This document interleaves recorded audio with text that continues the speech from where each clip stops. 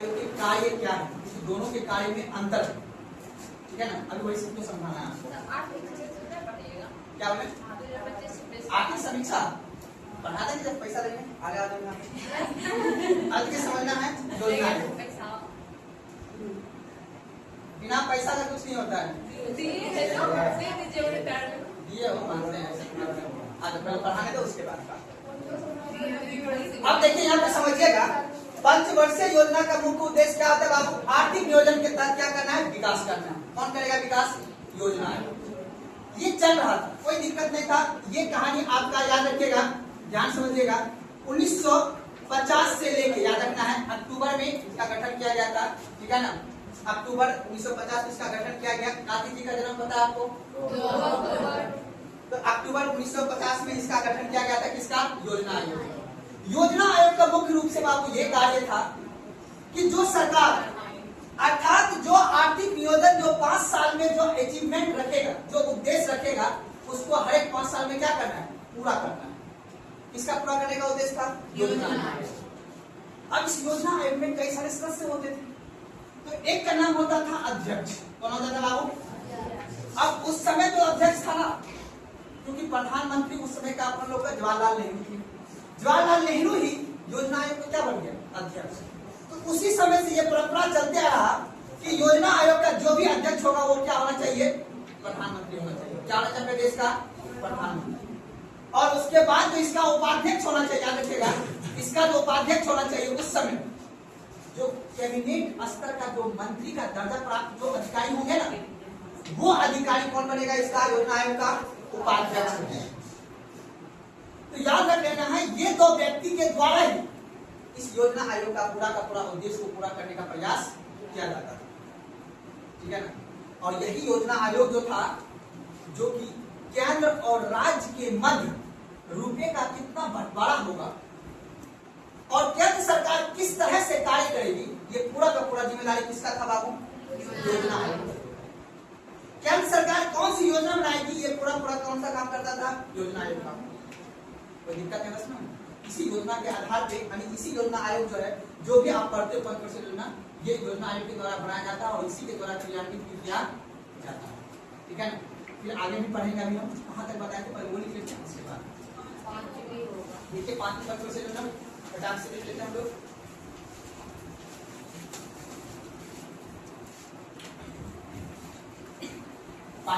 लिख लिया है सब आदमी?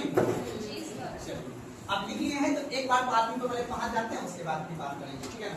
अब हमको एक बात बताइए आप लोग, जो प्रथम पंचवर्षीय योजना था बाबू, वो कब से था बाबू? 1956। दूसरी पंचवर्षीय योजना बाबू 1956 से लेकर 1961। और तीसरी बाबू 1961 से लेकर 1966। आप फिर कितने साल का गैप कर देना बाबू? आपसे पूछे अवकाश ईयर कौन कौन सा हो जाएगा बताओ? 1967 से 69। Very good. 1969 तक ये कौन सा होगा बाबू? अवकाश। ये भी पूछ लेता है कभी कभी, तो कल हम ये लेगा, लेकिन एक कॉमन सेंस की बात है, समझ लेना। 3 साल 3 लगातार 55 से आया, उसके बाद कितने साल का गैप हो गया बाबू? 3 साल। अब नेट पर चौथी पंचवर्षीय कब आएगा बाबू? 1969 से 1974 तक। कोई दिक्कत है ना? उसके बाद पांचवी पंचवर्षीय कब आएगा बाबू? 1974 से 1978। ये वाला क्यों याद रखना है? क्योंकि मान एक ऐसी पंचवर्षीय जो कितने वर्ष का है बाबू? 4 वर्ष का। पांचवी पंचवर्ष योजना ही मात्र एक ऐसा है जो कितने वर्ष का है बाबू? 4 वर्ष।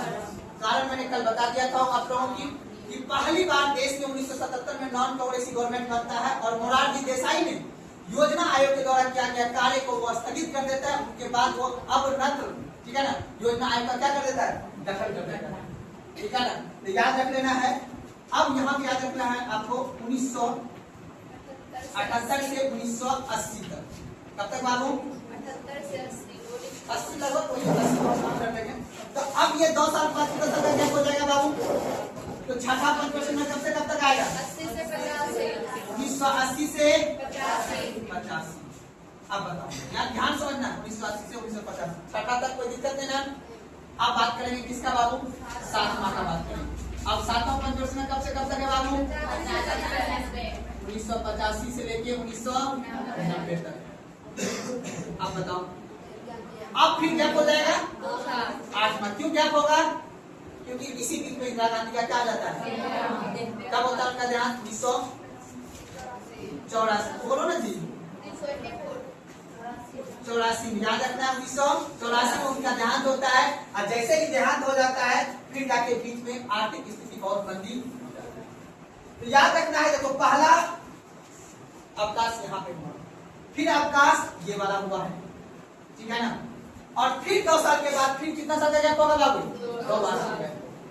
तो 8वीं पंचवर्षीय जो आएगा, यानी ये वाला और ये वाला गैप है, तो 8वीं पंचवर्षीय कितना से कितना होगा बाबू? 1992 से लेकर 1997। सर वहाँ पे राजीव गांधी बना था ना? क्या बोले? वहाँ राजीव गांधी बना था ना? हाँ हाँ कोई बात नहीं, हाँ मिस्टेक हो गई। यहाँ 84 में आएगा ना, 84 बस याद रखना। 1984 में देहांत हुआ था किसका? ये छठा पंचवर्षीय। 7वां वाला में किसका देहांत हो गया था बाबू? राजीव गांधी। उसके बाद फिर कितना साल का गैप हो गया? 2 साल का गैप हो गया। 2 साल का गैप हो गया। अब यहाँ से लेके तुम्हें कहाँ तक आ जाना है बाबू? 12वीं पंचवर्षीय। कब तक आ जाना है बाबू? 12वीं पे आ जाना है, ठीक है ना। तो अब याद रखना आपको 1992 से फिर आप बताओ 8वीं बाद 9वीं कब तक आएगा बाबू? 1997 से लेकर 2002 तक। 10वीं कब तक आएगा बाबू? 2002 से लेकर 2007 तक आ जाएगा, ठीक है। और उसके बाद 11वीं बार कब तक आ जाएगा बाबू? 2007 से लेकर 2012 तक आ जाएगा। ये पूरा जी कहाँ चला? 2012 से लेकर 2017। ठीक है। अब देखिए इतना इस काल, देखो ये वाला नहीं पूछेगा एग्जाम में, या तो ये पूछ देगा या एग्जाम में 5वां वाला पूछ देगा। ईयर अगर पूछेगा तब। अब बता, पहला का उद्देश्य क्या था बाबू? किस पे निर्भर होना है? कृषि पे निर्भर होना है। और किसको प्राथमिकता दिया? कृषि को। कितने परियोजना बनाया था पहली परियोजना में? कौन कौन सा?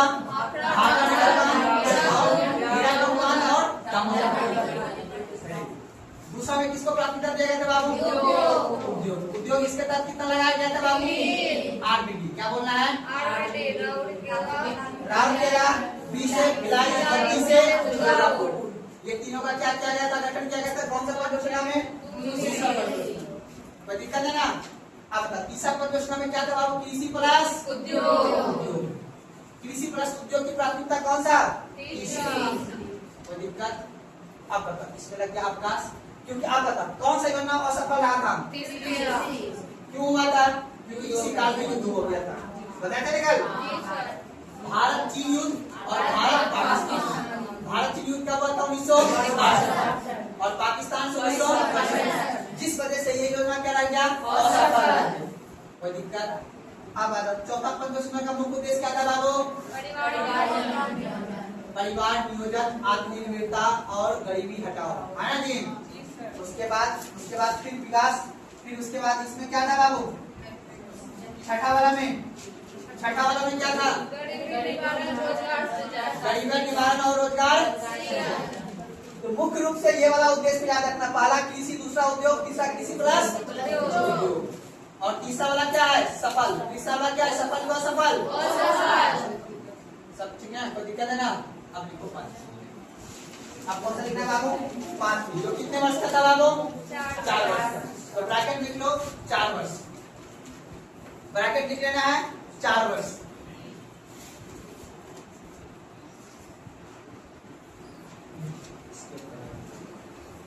इसका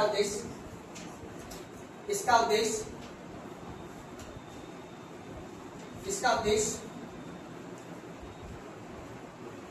गरीबी हटाओ एवं इसका उद्देश्य गरीबी हटाओ एवं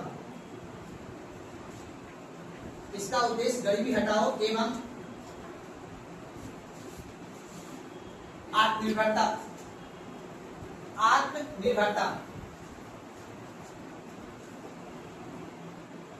देखो याद रखना, आत्मनिर्भरता सब में, यहाँ के बाद आत्मनिर्भरता सब में होगा। रीजन यूं है क्योंकि उस समय हम खाद्यान्न आत्मनिर्भरता करते थे। आज हम लोग जो हम वस्तु को आयात कर रहे हैं, तो उत्पादन करें, ठीक है ना। लेकिन कच्चा तेल तो मेरे यहाँ उत्पादन नहीं हो पाएगा, लेकिन उसका हमने कोई दूसरा विकल्प ढूंढ लेंगे। जैसे इलेक्ट्रिक व्हीकल को हमें प्रमोट करना है, सोलर ऊर्जा को प्रमोट करना है, सुनार बात को, जिस वजह से हम जो आयात करते हैं उसके हम थोड़ा सा क्या हो जाए, आत्मनिर्भर हो जाए, सुनार बात को।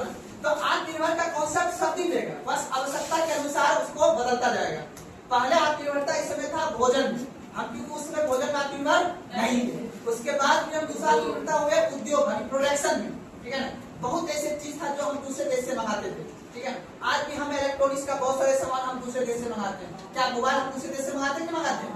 लेकिन आप कोशिश सरकार करे कि यहीं पे मोबाइल बने, यहीं पे हम लोग क्या हो, आत्मनिर्भर हो। तो आत्मनिर्भर हर परियोजना का उद्देश्य रहेगा, आज भी है, आगे भी रहेगा।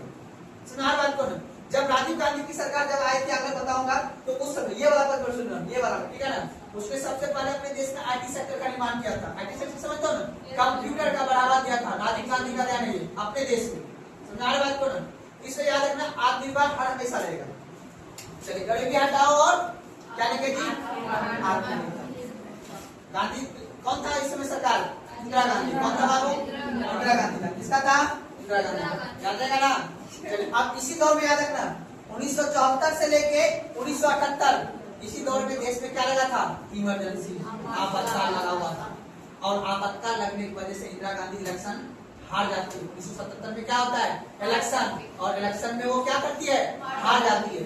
जैसे वो इलेक्शन हार जाती है तैसे ही तब जाके यहाँ पे किसकी सरकार बनती है? फिर 1970 में मोरारजी देसाई। पहली बार देश में नॉन कांग्रेसी गवर्नमेंट बनता है, जिसको हम बोलते हैं जनता पार्टी का सरकार, जनता पार्टी का सरकार। फिर 2 साल के बाद ये सरकार टूट जाती है, उसी जनता पार्टी का नाम हो जाता है 1980 में भारतीय जनता पार्टी। बीजेपी नाम सुने हो ना, पहले उसका नाम था जनता पार्टी, उसके बाद उसका नाम क्या हो गया? भारतीय जनता पार्टी। 1980 में अटल बिहारी वाजपेयी ने उसका गठन किया था 1980 में। तो पहली बार नॉन कांग्रेसी यानी बिना कांग्रेस का गवर्नमेंट का बना था 1977 में। बन रहा था प्रधानमंत्री मोरारजी देसाई। कहा जाता है उस व्यक्ति को आज भी याद रखा जाता है क्योंकि उन्होंने कुछ गलती की हुई। आपको पता नहीं गलती क्या क्या होते हैं? अपने देश में जो परमाणु परीक्षण हो रहे थे ना, और उसके बाद जो वो परमाणु परीक्षण कर रहे थे, क्योंकि हमने 1974 में कर लिया था परमाणु परीक्षण, ठीक है ना, इस्माइल बुद्धा के नाम से इंदिरा गांधी के नेतृत्व में। परमाणु परीक्षण किस चीज का प्रतीक है? शक्ति का प्रतीक है। हमारी तरफ जो आंख उठाएगा उसको सीधा क्या कर देना है? आज अगर अपने पास परमाणु बम नहीं होता तो सोच लो फिर गड़बड़ मामला था। तो आप यहाँ ध्यान समझना। आगे देखो उत्तरी कोरिया छोटा सा है ना, उसके तुलना में आपको पता है ना, बोलोविया का नाम सुने तो ना, जहाँ के प्रधानमंत्री को राष्ट्रपति को उठा लिया, वहीं पे उठाया थे। अब तो वेनेजुएला के पास नहीं था परमाणु बम, तब उसको उठा लिया। उत्तरी कोरिया को उठा लेगा? नहीं उठा पाएगा। इसलिए परमाणु बम एक शक्ति का प्रतीक होता है।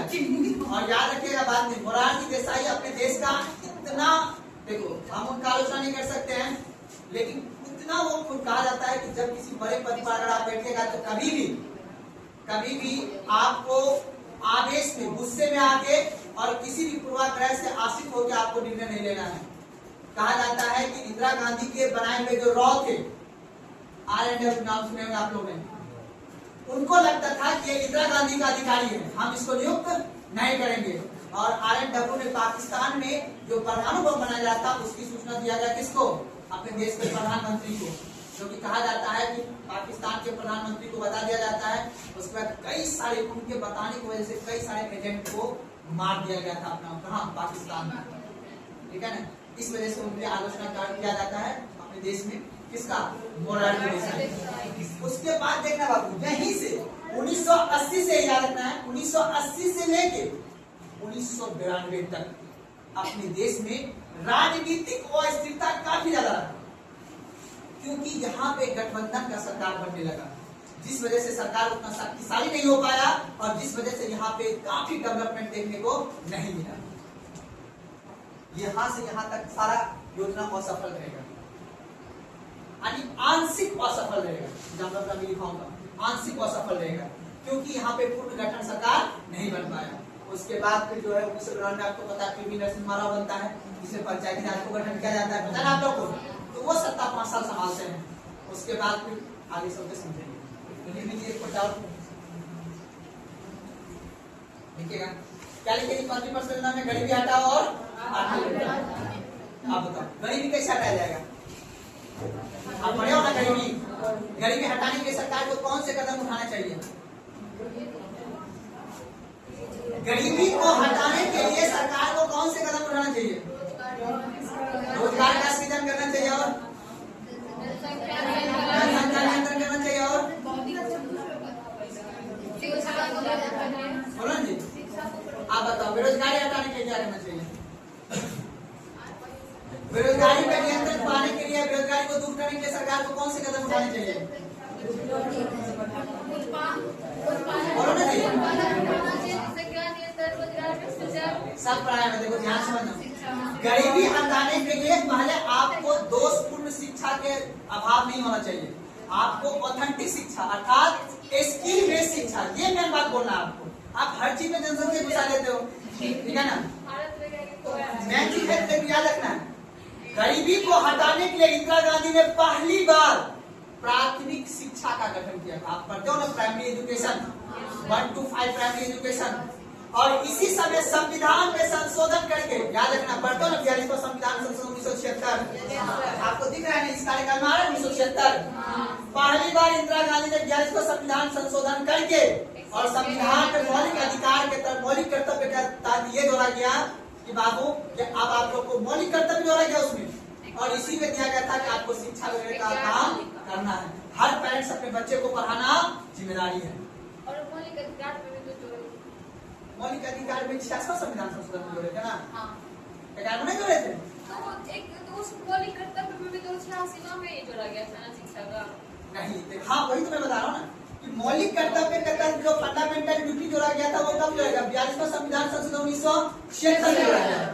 और इसमें मात्र 10 कर्तव्य ही जोड़ा गया था ना? जोड़ा गया था। तो इसी कर्तव्य ये था कि प्राथमिक शिक्षा दिलवाने का जिम्मेदारी किसका होगा? पेरेंट्स का होगा। इसमें तो था है, तुम पढ़ेगी स्कूल में पता चलेगा। 11वां में खुल के तब सरकार ने 86वां संविधान संशोधन 2021 में आया ना, 21A जब आया ना, तब जाके अपने संविधान के मौलिक कर्तव्य में भी बात को जोड़ा गया। आप लोग देख लीजिएगा एक बार, ठीक है ना? तुम्हें बदमाशी कर रही है, याद रखना। हम बात कर रहे हैं प्राथमिक शिक्षा। प्राथमिक शिक्षा 1 to 5 ये मौलिक कर्तव्य था मेरा।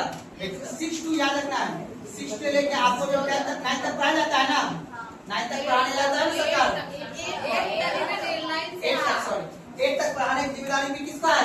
सरकार को दी गई।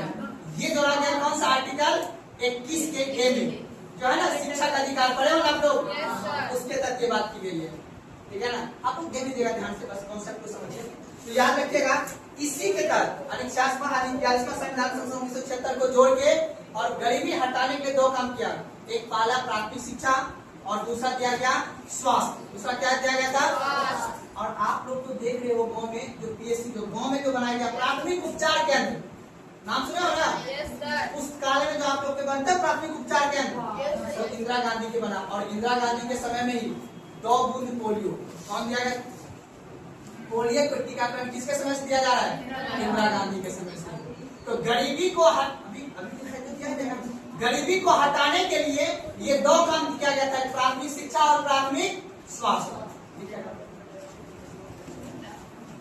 लिखिएगा गरीबी हटाने के लिए सरकार, गरीबी हटाने के लिए सरकार, हाँ गरीबी हटाने के लिए सरकार प्राथमिक शिक्षा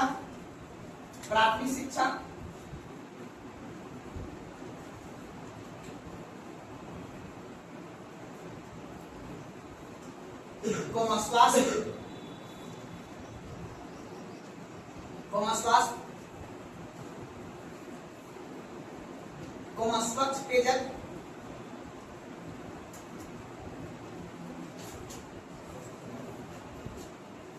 ग्रामीण सड़कें एवं 20 सूत्री कार्यक्रम चलाया गया। बता दें 20 सूत्री कार्यक्रम चलाया गया।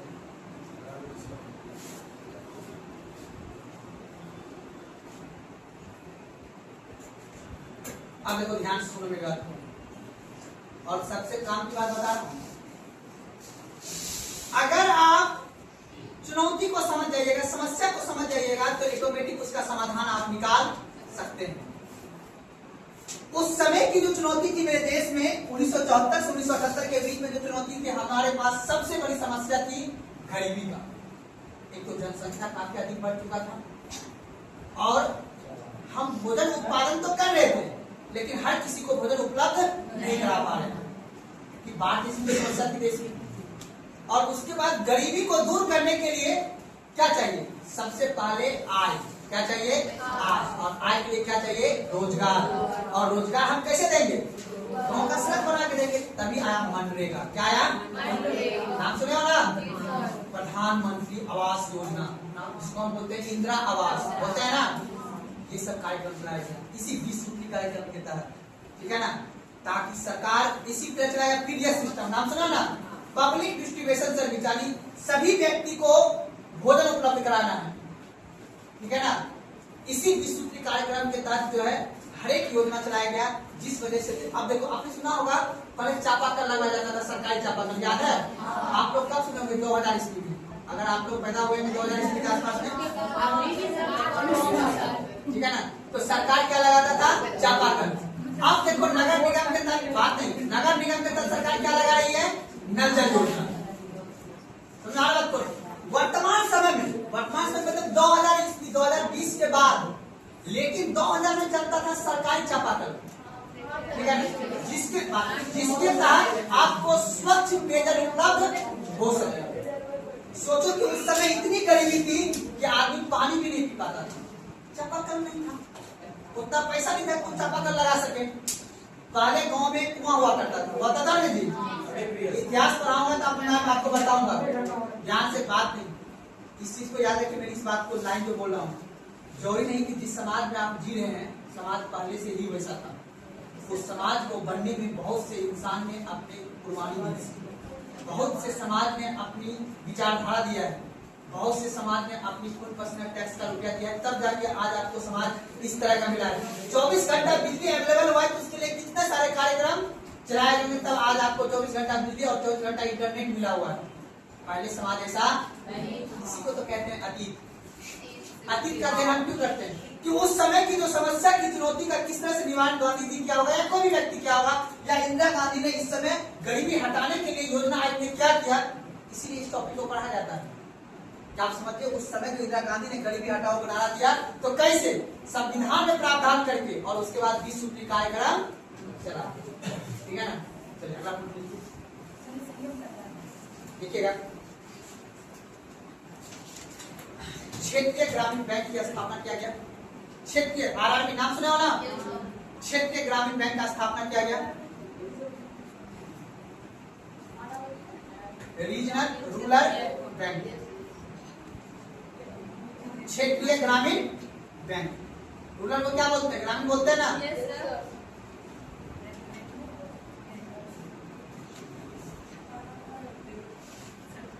लिखिए, नोट लगा के, नोट लगा के 1977 में सत्ता परिवर्तन के कारण 1977 में सत्ता परिवर्तन के कारण 1977 में 77 1977 में सत्ता परिवर्तन के कारण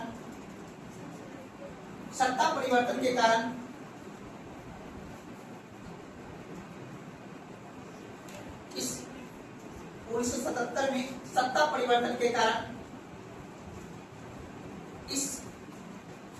इस कार्यक्रम को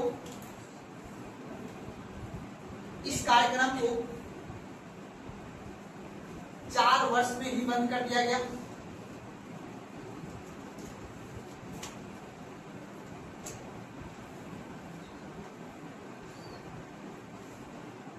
चलिए छठी पंचवर्षीय योजना, छठी पंचवर्षीय योजना कितना साल का गैप है? 2 साल का गैप। डेट लिखिए, छठी का क्या होगा बाबू? 80 से 85।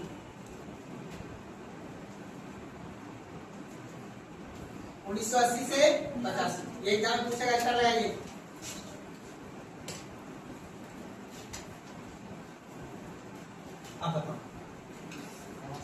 पंचवर्षीय में हमने नारा दिया क्या चीज का, गरीबी हटाओ और आत्मनिर्भर बनो। अपने देश में भीषण अकाल आ गया था, पता है आपको क्या आ गया था, भीषण अकाल, ठीक है ना। इसलिए याद रखिएगा भीषण अकाल से सरकार निपटने के लिए सरकार ने बहुत काम किया था बाबू, ठीक है ना। अब बात था कौन सा योजना का बाबू, छठी पंचवर्षीय। छठी पंचवर्षीय में था कि गरीबी हटाओ जो नारा हमने दिया है, अर्थात गरीबी हटाओ योजना को धरातल पे लागू करना, इसका उद्देश्य था छठी पंचवर्षीय। पांचवी का था गरीबी हटाओ और छठी का था गरीबी हटाने संबंधित जो योजना हमने चलाया था पांचवी में, उसको जमीन पे उतारना, धरातल पे तब फिर यहाँ पे वो समिति आता है, आपने नाम सुना था जीपी के राव समिति वगैरह नाम, जिससे कि पंचायती राज बोला कि मैम क्या चाहते हो, गरीबी आपको तो वोट देता है गरीब आदमी, याद रखना इंदिरा गांधी जिसमें उसमें बाबू मोबाइल नहीं था ना, आज ना मोदी जी वहीं से पूजा कर लेता है, रिमोट से उद्घाटन कर लेता है, उसमें ऐसा प्रावधान तो नहीं था। उसमें बहुत से रिलीज करता था, तब जाके पेपर में नाम आता, तब आदमी फिर पढ़ के होता था बताने वाला कि हाँ इंदिरा गांधी ने ये सब बात बोला है, वार्ता एक था, सुनने वाला स्वाद में होता था उस समय 1980 से, ठीक है ना। तो कहने का मतलब है कि इंदिरा गांधी के द्वारा जो किया गया कार्य था पंचवर्षीय योजना में, तो छठी में उसको क्या करता, ग्राउंड लेवल पर पहुंचाना था, जमीनी स्तर पे। तो उसके लिए सरकार ने बोला कि पंचायती राज के गठन करेंगे तभी ना, गांव कहाँ है जाने के तब ना कर लेंगे। विधायक पहले बाबू 1980 में गाँव में नहीं दिखता था, अब तुम विधायक को देख लेते हो, पहले नहीं दिखता था विधायक, क्या बोले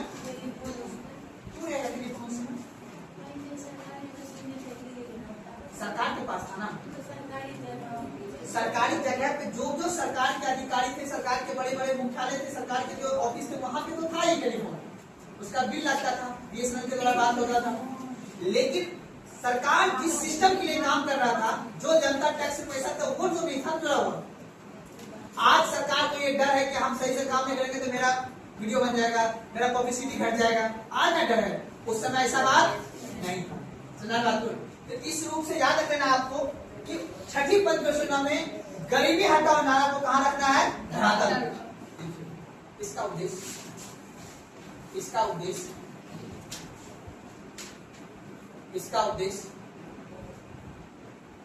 गरीबी हटाओ नारे को, इसका उद्देश्य गरीबी हटाओ नारे को जमीन पर उतारना, इसका उद्देश्य गरीबी हटाओ नारे को जमीन पर उतारना,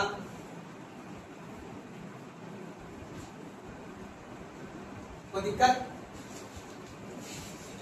कोमा। अब समझो एक बात, कहता है कि मॉडर्न व्यू आ गया, क्या आ गया, तो जो है ससुर जी के पास कहते पापा खाया आपने, नहीं खाया, लो ऐसे होता है ना, होता है, अच्छा लीजिए खाइए, ऐसे होता है।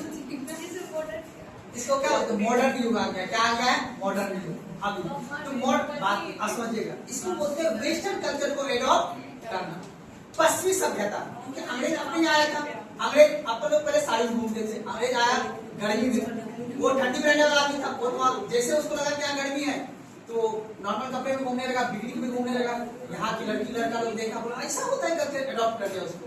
इसको क्या बोलते हैं, वेस्टर्न कल्चर। इसको क्या बोलते हैं, वेस्टर्न कल्चर। तो पश्चिमी सभ्यता से प्रेरित होके समाज क्या हो गया, आधुनिकरण। क्या हो गया समाज, आधुनिकरण। इंदिरा गांधी ने पकड़ लिया बात, बोला ऐसे कैसे। अब इस समय में याद रखना, आदमी बोला कि अब बड़े बड़े आदमी जो अधिकारी लोग होते उसमें बड़ा से ऐसे निकालता था और मोबाइल यूज करता था, इसी समय में ये दौर आया था, याद रखना। 1980 से 85 के समय में ही सरकार ने बोला हम लाएंगे आधुनिकरण। क्या लाएंगे, आधुनिकरण करेंगे। किसका, टेक्नोलॉजी का। किसका करेंगे, इसी समय आया बाबू फोन, ठीक है ना। और बड़े बड़े फोन आया, बड़े बड़े शहर के लिए, अपने लिए नहीं, अपने गांव में वो 1 रुपया डाल के फोन करने वाला कब आया था, 2005 के बाद, अर्थात 2000 ईस्वी। मान लो तुम लोग पटना उटना में रहते हो तो 2000 ईस्वी में गाँव में जो दुकान पे रखता था ऐसे सिक्का गिरा है और लोग कैसे आप, तो ये बात करने की कब आया था, 2005 साल में। चलता था, हर किसी के पास मोबाइल नहीं था ना बाबू, नहीं सर। ठीक है ना। और वो वाला फोन मानते नहीं बात को, 2005-7 तक ये चला 1 रुपया डालने वाला बात, 1 रुपया डालते थे। हम देखिए सर, पहले टेलीफोन की पैसा 10-15 तक तो चला। पहले आया बात समझो, पहले आया टेलीफोन वायर वाला, ठीक है ना। उसके बाद आया बिना वायर वाला, वायरलेस के बाद से बात वो बड़ा बड़ा अधिकारी पास ही होता था, ठीक है ना। उसके बाद धीरे धीरे हम लोग जो यूज करते हैं हम उसका बात करेंगे। हम लोग जो समाज यूज करके छोड़ देगा तब ना हम यूज करेंगे। बड़ा आदमी यूज करने के बाद छोटा आदमी यूज करेगा जी। ऊपर से अपन खगड़िया डिस्ट्रिक्ट के आदमी, ऊपर से अपन बाढ़ पीड़ित पर आदमी, तो कोई भी योजना का लाभ अपने अंतिम में मिलेगा। जब दिल्ली का आदमी, मुंबई का आदमी, कोलकाता का उसको रिटायर कर देगा ना, तब हम लोग उसका यूज करेंगे। मेरी बात समझो हम क्या कहना चाह रहे हैं ना। तो अपने यहाँ जब नोकिया का फोन आया ना, तो और सब जगह बहुत नोकिया का फोन था, बड़े बड़े हाईटेक शहर में। समझ रहे मेरी बात ना, इस बात को याद रखिएगा। तो क्या लिखे थी, कोमा लगाइए, आधुनिकरण करना, लिखेगा। समाज को पूरा लिखेगा, समाज को आधुनिकरण करना, समाज को आधुनिकरण करना।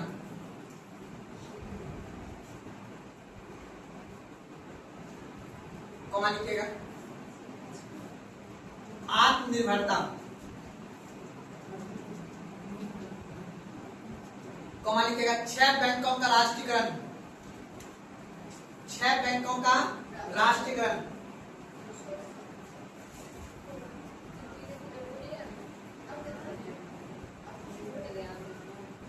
आधुनिकरण, आत्मनिर्भरता, 6 बैंकों का राष्ट्रीयकरण एवं परिवार नियोजन, एवं परिवार नियोजन। नियोजन मतलब प्लानिंग करके बच्चा करना है, ये नहीं, ठीक है ना। इसको नियोजन का मतलब क्या होता है, प्लानिंग। प्लानिंग कमीशन का नाम सुना ना, प्लानिंग, नियोजन को बोलते हैं प्लानिंग। तो परिवार नियोजन यानी फैमिली नियोजन करके, समझ बात करो, प्लानिंग करके बच्चे, ये नहीं 5 चक्कर नहीं करना। उस समय में तुम देखना 80 के दशक में जो भी मम्मी पापा हो उसके पास 5-5 बच्चे हैं, ठीक है ना। 80 में जो पापा बने हैं ना, 80 है 5 + 5 6 7 ऐसे करके हुआ करते थे। तो परिवार नियोजन भी उसी समय प्राथमिकता रखा गया था, किसमें, 6वीं पंच परियोजना में। तो दिक्कत है ना। चलिए अगला कोड लिखेगा 7वीं पंच परियोजना, 7 लिखेगा 1985 से 1990।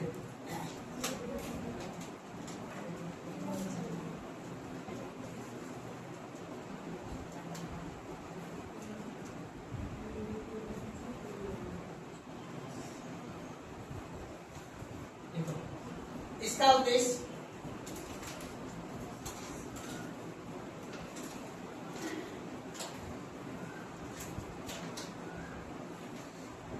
सामाजिक न्याय, इसका उद्देश्य सामाजिक न्याय, तकनीकी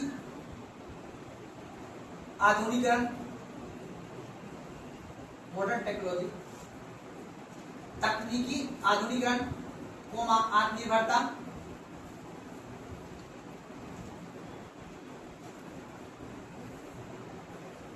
एवं रोजगार सृजन, एवं रोजगार सृजन।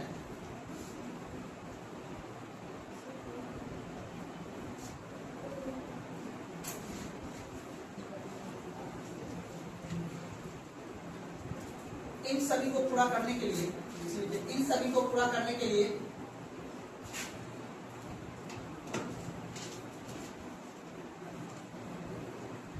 इंदिरा आवास की प्रारंभ की गई, इंदिरा आवास योजना प्रारंभ की गई।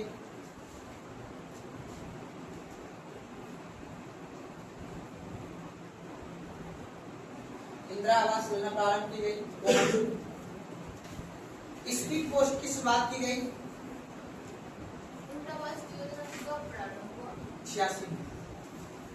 1986। इसका लिखिएगा स्पीड पोस्ट की शुरुआत की गई। स्पीड पोस्ट समझते हो ना, डाक विभाग।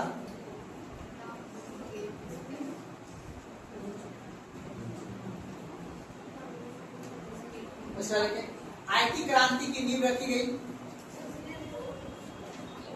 स्पीड पोस्ट की शुरुआत की गई,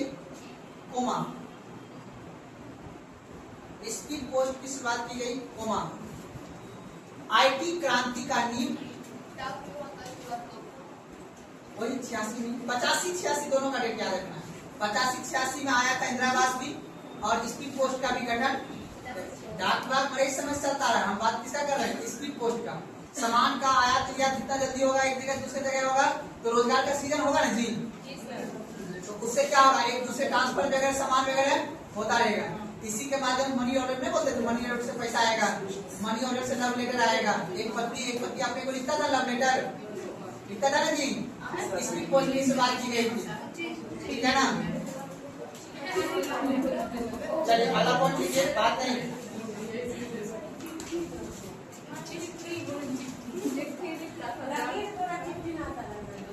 क्या बोले ज्यादा था जी। कभी तो गाना आया ना, संदेश से आती है संदेश से जाती है, चिट्ठी वाला था प्रॉब्लम तब ना। तो आपका नाम क्या हो जाएगा? मैसेज आती है मैसेज जाती है, समय के साथ विचार। उस गाना का प्रासंगिकता है, जो गाना उसमें लिखा है उसकी प्रासंगिकता आ रही है, लेकिन गाना सुधार भी चल रहा है। समय की प्रासंगिकता चलिए क्या काम किसी में इस योजना में आईटी क्रांति का नींव रखा गया, नींव रखी गई। चलाना पॉइंट लिखेगा इसी में। इस योजना में सरकार ने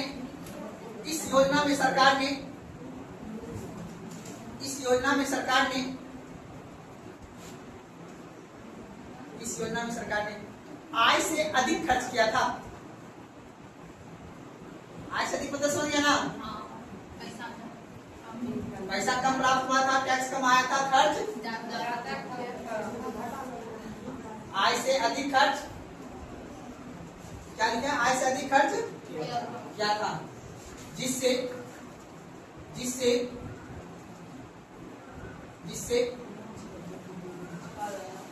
भुगतान संतुलन संकट आ गया था, जिससे भुगतान संतुलन संकट आ गया था।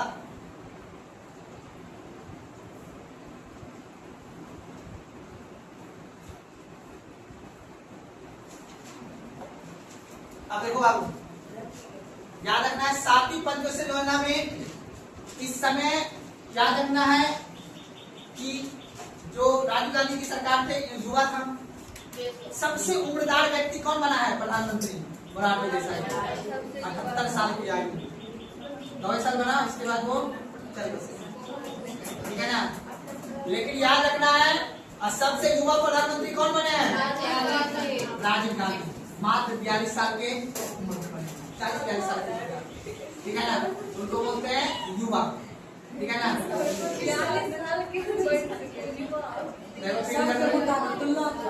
अब बात समझिए यहाँ पे। अब इस समय अब देखना अपने देश में आर्थिक संकट कैसे आता है, और तब जाके 1991 का जो एलपीजी रिफॉर्म किया गया था, वो रिफॉर्म कैसे किया गया था, ठीक है ना। तो याद रख लेना है कि इस समय में आवश्यकता से अधिक सरकार ने योजना चला दिया, और आवश्यकता से अधिक इंदिरा आवास दे दिया। ग्रामीण सड़क योजना जो कार्यक्रम चल रहा था उसमें काफी सरकार खर्च किया। मनरेगा जो चल रहा था उसमें सरकार ने काफी खर्च किया। राजीव गांधी चाहता था मेरा नाम बहुत ज्यादा, ठीक है ना। और जिस वजह से सरकार जितना प्राप्तियां हुआ उससे ज्यादा सरकार ने क्या कर दिया? खर्च कर दिया। जिस वजह से अपने देश में फॉरेन रिजर्व जो था, यानी विदेशी निवेश जो रुपया रखा हुआ था, वो भी खर्च कर दिया हमने। और जिस वजह से अपने देश में क्या गया? आर्थिक संकट। और जिस वजह से आर्थिक संकट आया तो हमें कच्चा तेल जो निर्यात करते थे वो हम उतना नहीं कर पाए। और इसी समय अपने कितना हुआ? अब आपको पता रख लेना आपको कि इसी समय फिर 2 साल का क्या लग जाता है? गैप लग जाता है, अवकाश लग जाता है, क्योंकि अपने देश में क्या गया? आर्थिक संकट। और आर्थिक संकट आने की वजह से क्या आ गया? 8वीं पंचवर्षीय जब आना था, इसमें कितना साल का गैप हो गया? 2 वर्ष बाद आया। ये भी एक कारण था, ये ज्यादा कारण था। लेकिन इसके बाद जो है देश भी 1991 का एलपीजी रिफॉर्म होता है, उसके रिफॉर्म के बाद फिर तब कौन सा योजना आता है बाबू? 8वीं पंचवर्षीय। सुनाई में बात ना, तो लिखा था 8वीं पंचवर्षीय।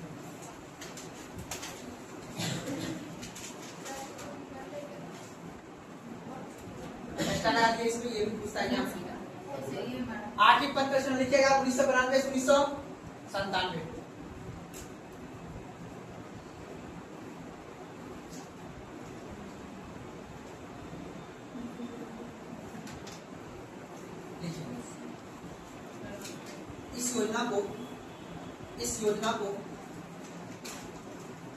इस योजना को क्रांतिकारी बदलाव का प्रतीक कहा जाता है। इस योजना को क्रांतिकारी बदलाव का प्रतीक कहा जाता है। इस योजना को क्रांतिकारी बदलाव का प्रतीक कहा जाता है। क्यों कहा जाता है?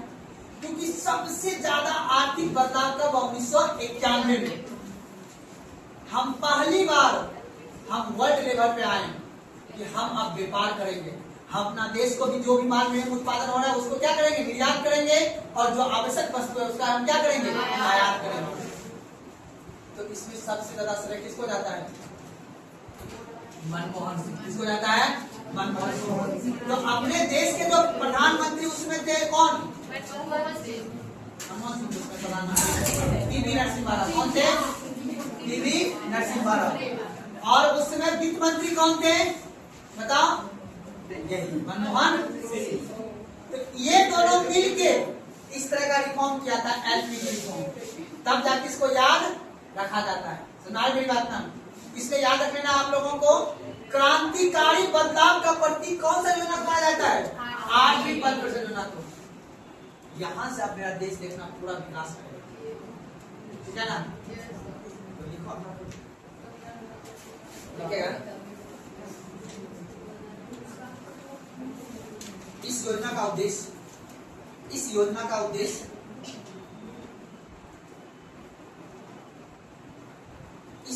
उद्देश्य अर्थव्यवस्था को आधुनिकीकरण करना। इस योजना का उद्देश्य अर्थव्यवस्था को आधुनिकीकरण करना एवं मानव विकास करना।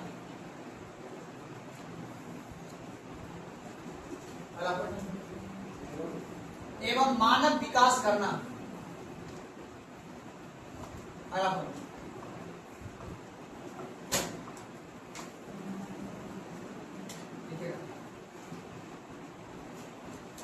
पंचायती राज को मजबूत बनाना। पंचायती राज को मजबूत बनाना, अलग से पॉइंट लिखाया हूं, एग्जाम में पूछा जाता है। पंचायती राज को मजबूत बनाना।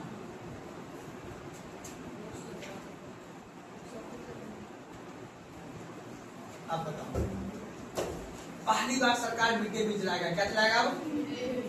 अब क्यों करना है? देखो, सबसे पहले मानव विकास। क्या करना है?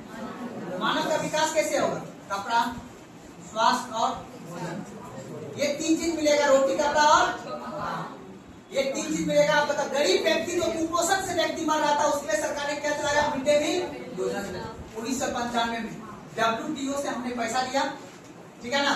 और जब पैसा लिया उससे, तो हमने बोला कि हमने गांव में जो गरीब व्यक्ति है, क्योंकि पंचायत को मजबूत तो भी करना है, और पंचायत को जब देख रहा था तो पंचायत एक दूर दराज में दिखता था, ना रोड ना कुछ, आदमी एक बदन पे कपड़ा पहनता था, ठीक है ना? तो उस समय का पंचायत कब? 1992-90 में। जबकि आदमी सोचो, उसमें बाबू उतना ट्रेन नहीं था, कैसे आदमी सफर करता था? यह इतिहास हमको सिखाता है। जिस समय बैलगाड़ी का निर्माण नहीं होता था तो उसमें कैसे आदमी सफर करता था? हड़प्पा सभ्यता में आदमी कैसे सफर करता होगा, है ना जी?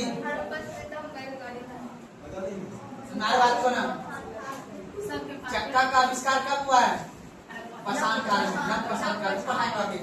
तो मुख्य रूप से आपको ये समझ लेना है यहाँ पे कि सरकार ने मुख्य रूप से ये काम किया, मानव विकास। मानव विकास के सरकार ने क्या चलाया? Mid day meal. देखिए अगला पॉइंट दिखेगा।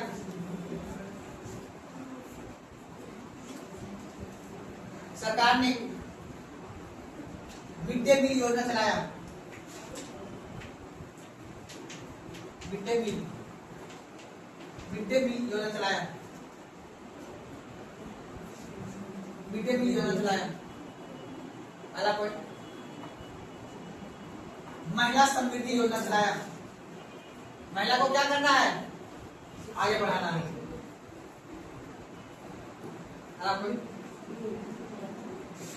WTO का भारत सदस्य बना, महिला समृद्धि योजना चलाया। महिला समृद्धि योजना लिखिएगा। WTO का सदस्य भारत बना। WTO का सदस्य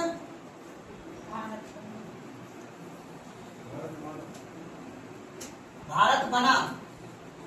पहले हम WTO का सदस्य नहीं थे। अगर लिखिएगा 9वीं पद पर सोचना। अब छोटा छोटा है, जल्दी करो। WTO का सदस्य भारत कौन सा ईस्वी में बना? 5 में 95।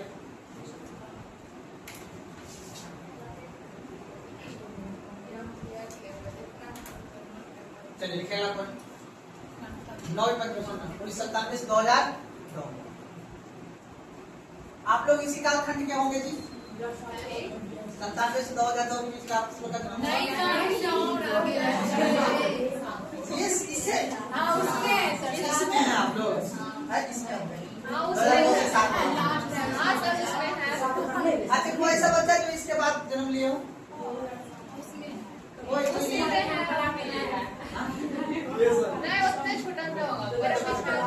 सब इसमें होंगे ना जी? आपको इसमें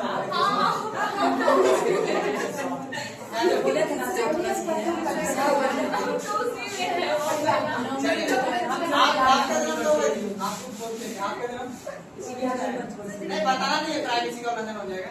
आपका इसमें है 1995।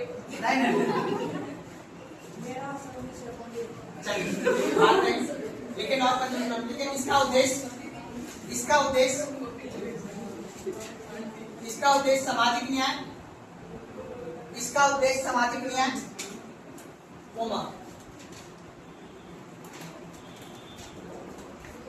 इसका उद्देश्य सामाजिक न्याय, समानता के साथ विकास,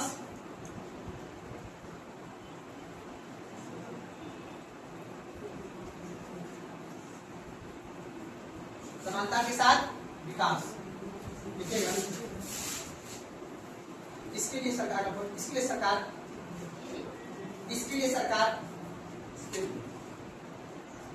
ऊपर की लाइन लिखा है। इसके लिए सरकार निर्धन लोगों के लिए भोजन सुनिश्चित करना।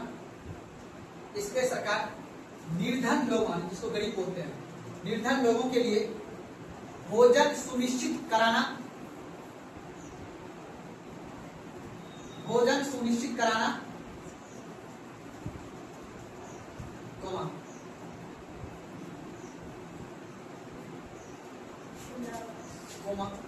सर्व शिक्षा अभियान प्रारंभ करना।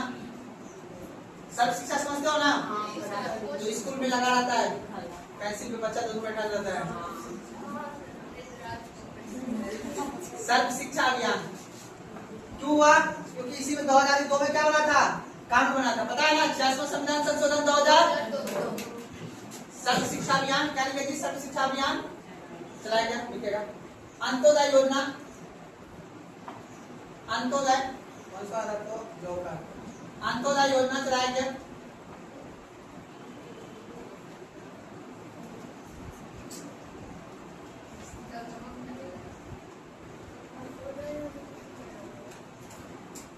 चलाया गया 10वीं पत्र सूचना 2002 से 2007।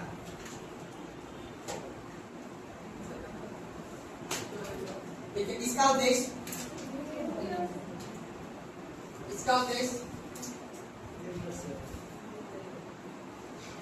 10वीं पंचवर्षोजना 2002 से 2007।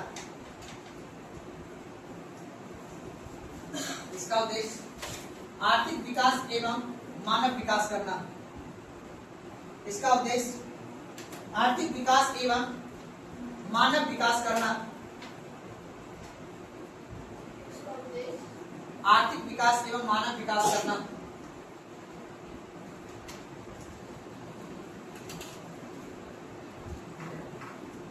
इसके लिए सरकार ने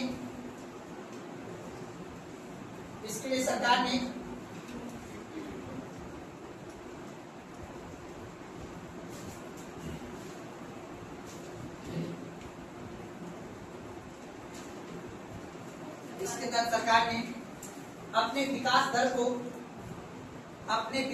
को 8% पहुंचाना,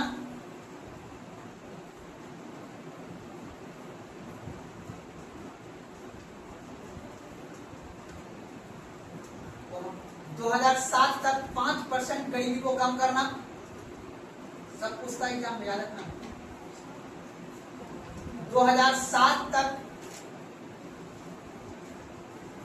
गरीबी को 5% तक कम करना।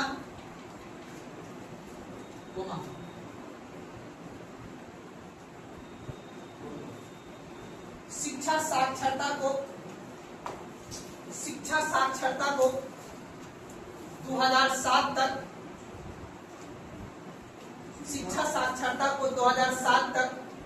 75% करना। अभी कितना प्रतिशत है शिक्षा बाबू? सरकार ने ये लक्ष्य लिया, आर्थिक विकास और मानव विकास। मानव विकास कैसे होगा? जब हम लक्ष्य लेंगे तब ना। गरीबी को कम करना है 2007 तक, 5 जितना वर्तमान में गरीबी था उससे 5% क्या करना है? कम करना है 2007 तक में। और शिक्षा साक्षरता दर को कितना करना है? 75% करना है 2007 तक। ये सरकार ने क्या लिया? लक्ष्य लिया। तो अब इस लक्ष्य को पूरा करने के लिए सरकार ने क्या किया? सबसे पहली बात आपसे पूछेगा, सूचना का अधिकार। कौन सा अधिकार बाबू? कब आया था? 2000। तो ये इसी कालखंड में है ना, उसका एग्जाम में। तो इसी के तहत FRBM एक्ट पढ़ाए थे, याद है? FRBM एक्ट पढ़ाए थे ना, फिजिकल रिस्पांसिबिलिटी एक्ट में पढ़ाए 2003 की। राजकोषीय उत्तरदायित्व प्रबंधन अधिनियम, जो कि बोला था कि GDP से 3% से कम नहीं होना चाहिए राजकोषीय क्या घाटा। पढ़ाए थे का गठन क्या कहता? 2003। इस कालखंड का है ना, इसी तक पहुंचा जाता है। FRBM एक्ट का गठन किया गया था 2003 में। सूचना का अधिकार लाया गया था। सूचना का अधिकार एक क्रांतिकारी अधिकार है, याद रखना मेरी बात को। अभी सूचना का अधिकार के तहत आप लड़की लोग पता है ना, जिसका शादी लगता है ना, सूचना का अधिकार से RTI दायर करके उसका सैलरी पता कर लेता है। बोलता आप दहेज में बोले 56,000 कमाते हैं, कमा रहे 26,000। नहीं दहेज लगा उतना, ठीक है ना? याद रखना इस बात को। जैसे लड़का लोग से शादी लगे तुम लोग का लड़की लोग, ठीक है ना? लगेगा ना जी। सबसे पहली बात, जैसे लड़का लोग बोलेगा कितना दहेज मिल रहा है, तो आप कुछ नहीं करना है, एक एप्लीकेशन लिखना है। एप्लीकेशन सूचना का RTI के तहत लिखना है। किसको?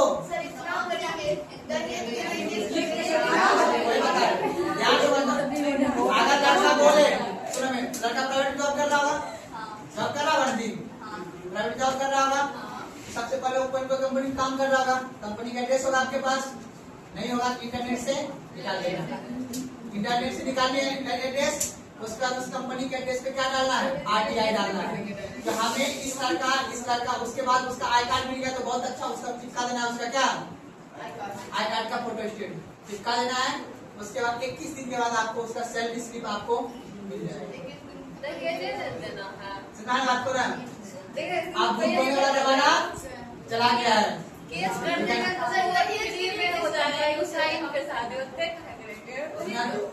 इसलिए याद रखना, सूचना क्या तुम दोनों लड़के बहुत बोलते क्लास है, हमको सिखाने दो कुछ कानून लोग को, ठीक है ना? सूचना के अधिकार के तहत अगर आपको किसी भी चीज का जानकारी, बस सिर्फ याद रखना है डिफेंस बात को छोड़ के। आपको ये नहीं पता करना परमाणु बम कहाँ लगा रखे हमने, ठीक है? ये बात आपको नहीं बताया जाएगा। डिफेंस यानी देश के सुरक्षा से संबंधित बात को जानकारी नहीं मिलेगा, और कोर्ट में चल रहा है, जो कानून केस चल रहा है उसके बारे में आपको जानकारी नहीं मिलेगी। इन दोनों को छोड़ के बाकी आपको किसी भी चीज का जानकारी लेना है ना, मोदी जी क्या खाते हैं वो भी आपको जानकारी मिल जाएगी, ठीक है ना? वो आपके इम्पोर्टेंट नहीं है, लेकिन काम केस क्लोज हो गया है, वो केस का जानकारी ले सकते हैं? नहीं, किसी भी केस का आप जानकारी ले सकते हैं, वो भी कोर्ट का मन होगा। ये आपका मूल अधिकार नहीं है। सूचना का अधिकार मूल अधिकार नहीं, याद रखना बात को। आपको चाहे तो सरकार के लिए उचित रहेगा तो सरकार आपको जानकारी देगा, कोर्ट के लिए उचित रहेगा तो जानकारी देगा, उचित नहीं रहेगा तो नहीं देगा। बात को तो सूचना के अधिकार के तहत ही बाबू आपको पता, मान लो कहीं रोड बन रहा है, आपको जानना है कि व्हाट्सएप में कितना रुपया रोड बना रहा है, ठीक है ना? सूचना के अधिकार के तहत आप DM ऑफिस में आप सूचना का अधिकार डालेगा कि फलना जगह कार्ड चलत बताया इस पे सरकार ने कितना अलॉटमेंट पैसा दिया है, इतना ना तो ना। तो सूचना के अधिकार के तहत ही आप हर एक चीज का जानकारी ले सकते हैं। तो लड़का लोग भी लड़की के बारे में और लड़की लोग भी लड़का के बारे में, यह सूचना के अधिकार के तहत आपको ऐसा होता है। दिल्ली मुंबई में शादी होता है ना, वहाँ पे तो वही जानते हो सब मिलता है ऐप पे। कौन सा चीज शादी विवाह वाला जो ऐप होता है ना, हाँ उस ऐप पे मिलन होता है। फिर उसमें इम्प्रेस करके लड़का बोल देता है ना अपन कमाते हैं 1.5 लाख का पैकेज है मेरा, बोल देता है जी ईयरली नहीं मासिक, मासिक के लिए 1.5 लाख लड़की लोग बोलता है ठीक है। तो पता करने के लिए सब काम किया जाता है। आप लोग किसी के आपको कल्चर अपने समाज में आ गया है, तो अपने समाज में आया है इसी के अपने समझ लगे सीख के रहेगी तो फायदा रहेगा। किसी के बहकावा में नहीं आना है, आने ना आता है हो जाएगी सब चीज कुछ समय बताएगा। हाँ सही बात। चलिए क्या अगला पॉइंट, इसके तहत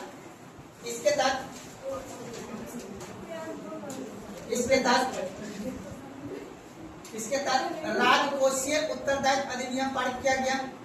इसके तहत राजकोषीय उत्तरदायित्व अधिनियम पारित किया गया। इसके तहत राजकोषीय उत्तरदायित्व अधिनियम पारित किया गया, राजकोषीय उत्तरदायित्व अधिनियम पारित किया गया, सूचना के अधिकार पारित किया गया।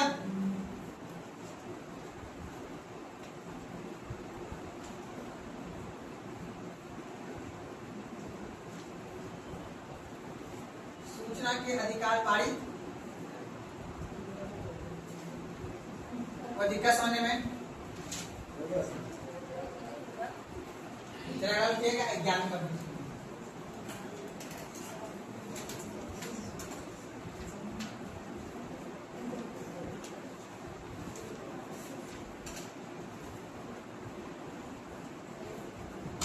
लिखेगा। इसका उद्देश्य 2007 से 2012, इसका उद्देश्य तीव्र गति से अधिक समावेशी विकास करना। इसका उद्देश्य तीव्र गति से अधिक समावेशी विकास करना।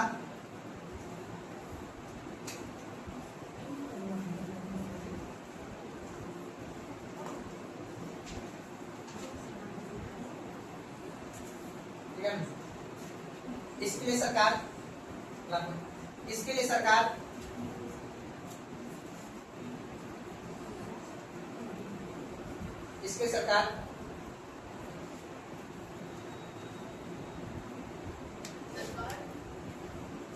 गरीब वर्गों, वंचित वर्गों तक, इस पे सरकार वंचित वर्गों तक लाभ को पहुंचाया।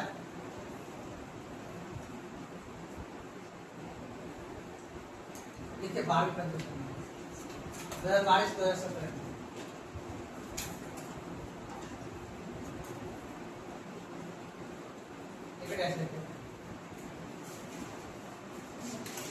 यह भारतीय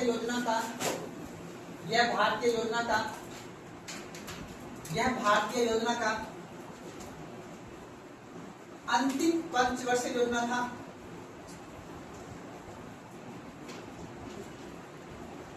यह भारतीय योजना का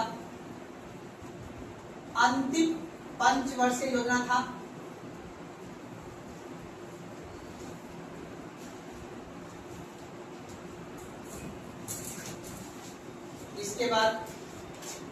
इसके बाद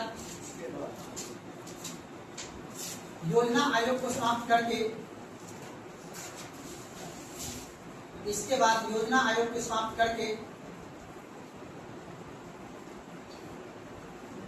नीति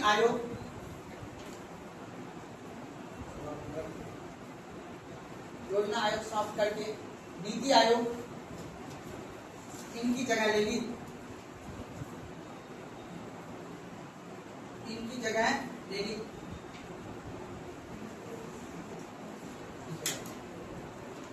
इस योजना का मुख्य उद्देश्य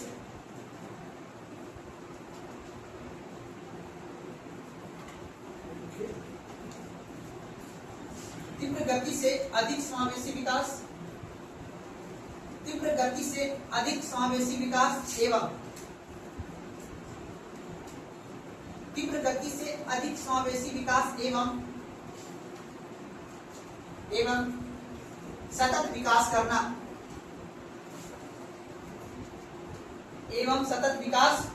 करना तो दिक्कत टॉपिक लिखिएगा पंचवर्षीय योजना का लक्ष्य एवं प्राप्ति। टॉपिक लिखिएगा पंचवर्षीय योजना का लक्ष्य एवं प्राप्ति। टॉपिक लिखिएगा पंचवर्षीय योजना का लक्ष्य एवं प्राप्ति।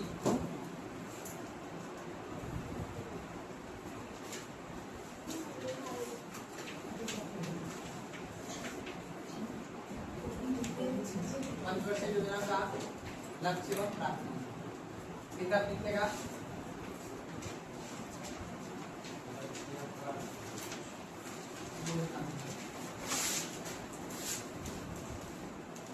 लिखेगा आप लोग लक्ष्य प्राप्ति।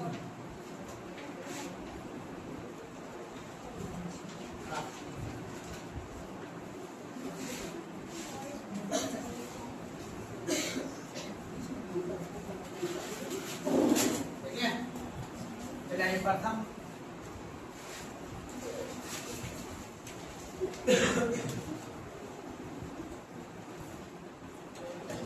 का लक्ष्य लिखिएगा 2.1 प्रतिशत, प्राप्ति हुआ 3.6।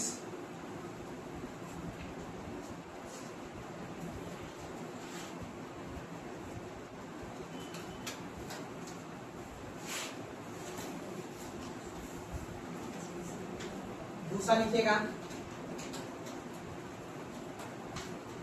लक्ष्य लिखिएगा 4.5, प्राप्ति हुआ 4.2। सब में प्रतिशत लगा दीजिएगा।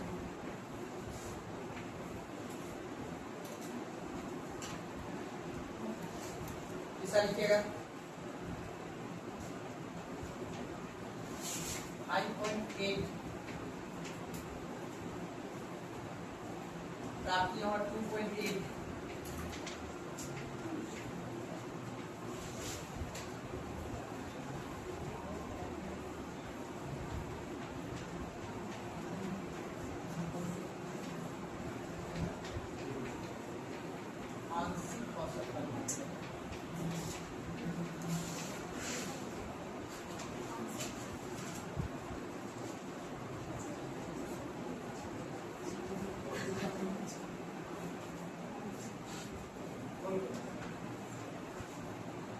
चौथा पद क्वेश्चन लिखिएगा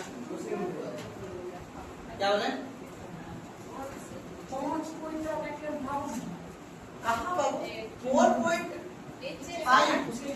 यहाँ 5.8 लक्ष्य रखा था 5.8 का मैंने लक्ष्य रखा था 2 का, प्राप्ति कितना हुआ 2.8। ये क्या हो गया असफल। ये भी मैंने लक्ष्य रखा था 4.5 का, लेकिन प्राप्ति क्या मैंने 4.2 लगभग है, तो आंशिक असफल यानी कम असफल रहा। ये तो बड़ा सफल हुआ है, ना इधर जगह बचा हुआ ना, इधर जगह बचा के रखना है।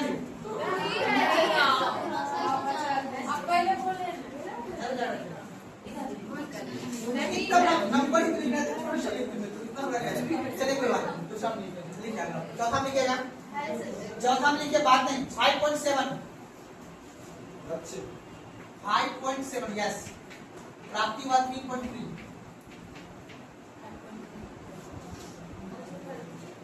लिखिए ना आंशिक असफल।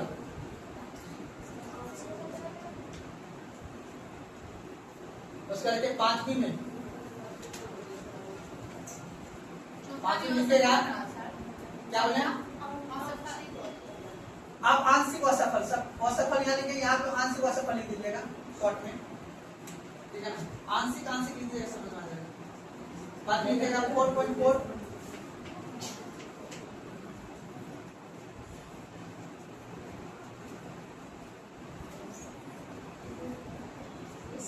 और प्राप्ति कितना हुआ बाबू 4.8 ये सफल था।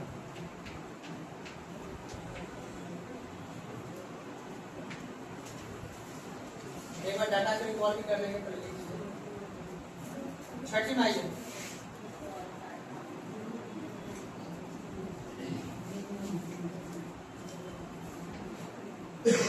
छठी में आइए 5.2 से 5.7, 5.2 हमने प्राप्ति कर लिया, 5.7 अधिक कर लिया, ये सफल रहा।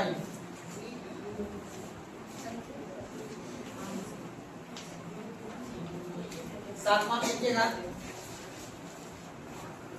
ये भी सफल रहा है। 5 रखे थे मैंने टारगेट, प्राप्त किया मैंने 6।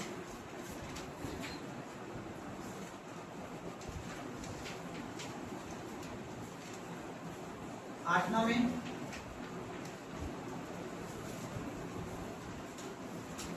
टारगेट रखा था 5.6 का, प्राप्त किया मैंने 6.8%।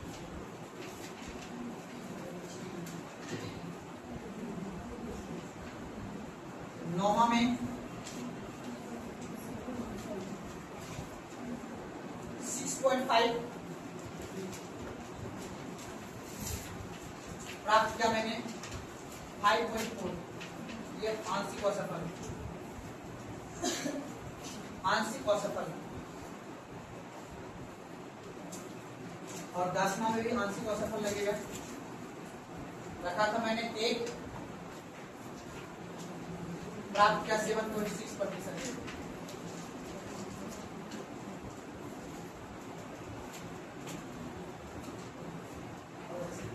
11वां में रखा था मैंने 9, प्राप्त किया 8।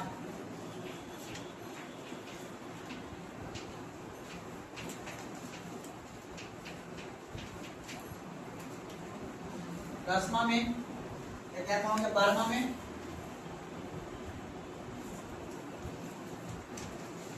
लक्ष्य था 8, प्राप्त का डाटा नहीं, छोड़ दीजिएगा।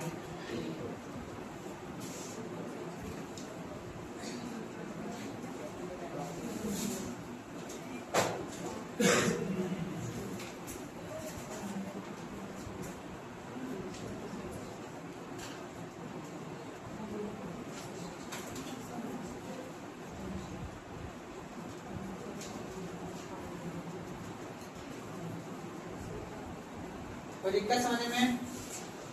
और एक तरफ घर पे जाके जो उद्देश्य लिखा है ना, एक पन्ना में उद्देश्य लिख लीजिएगा, ठीक है ना। जो उद्देश्य लिखा होंगे, पहला का उद्देश्य क्या था, दूसरा का उद्देश्य क्या था, तीसरा का, पहला का उद्देश्य क्या था, टीसी था ना, दूसरा का उद्देश्य तीसरे का क्या था, ठीक है ना। चौथा का घड़ी के हटाओ कौन सा है, 5वां। घड़ी के को पे छठा है ना जी, याद रखना। आईटी क्रांति पूछता है एग्जाम, आईटी क्रांति कौन सा है, डेट क्रम याद रखा था मैंने, 7वां कौन सा होगा, इस चीज को याद रखना। चलिए अगला पॉइंट लिखिए आप लोग, नीति आयोग और योजना आयोग और नीति आयोग में अंतर। यहाँ पे लिखिए योजना आयोग और नीति आयोग में अंतर,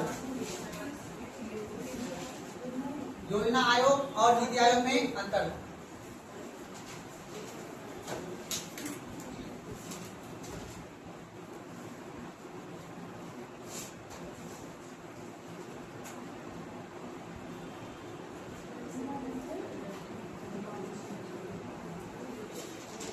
समझिए ना, टारगेट रखा गया था लक्ष्य इतना % ग्रोथ करेंगे, प्राप्तियां मुझे लिखना होता था। जहां कहीं अधिक होता था तो वो सफल होता था, जो अधिक नहीं होता था वो असफल या आंशिक रूप से असफल होता था। यानी कोई दिक्कत है ना, परसेंटेज उसका याद कर लेना, ठीक है।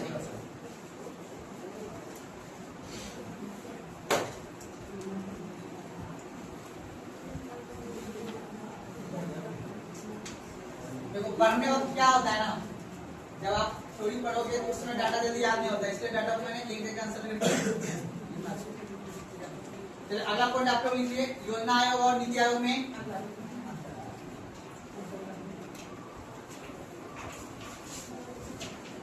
योजना आयोग। और क्या है बाबू? नीति आयोग।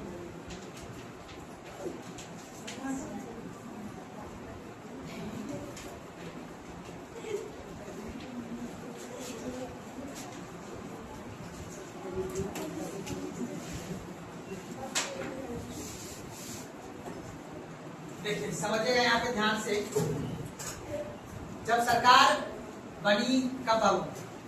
2014 के कौन सी सरकार? नॉन कांग्रेस सरकार, इसको हम बोलते हैं भारतीय जनता पार्टी की।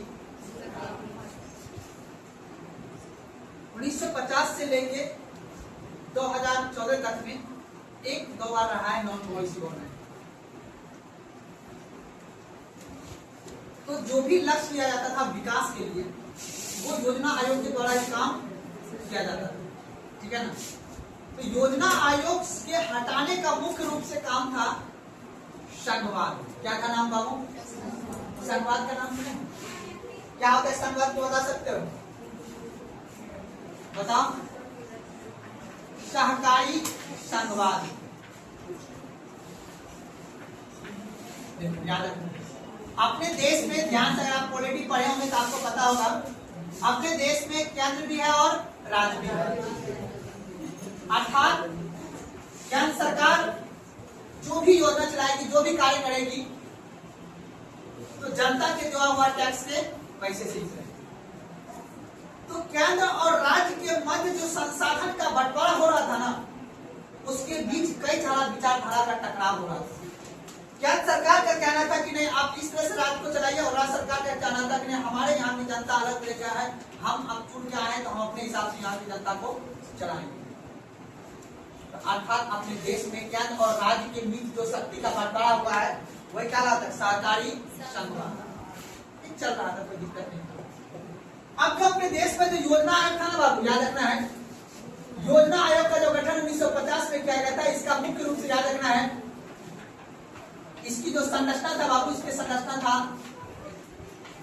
एक चुना जाता था कौन बाबू? अध्यक्ष, और एक कौन होता था बाबू? उपाध्यक्ष। अध्यक्ष जो होता था, जो देश का प्रधानमंत्री होता था, वही होता था योजना आयोग। क्या होता था? अध्यक्ष। उसका ही काम था कि देश कैसे विकास आगे करेगा, देश किस तरह से काम आगे करेगा।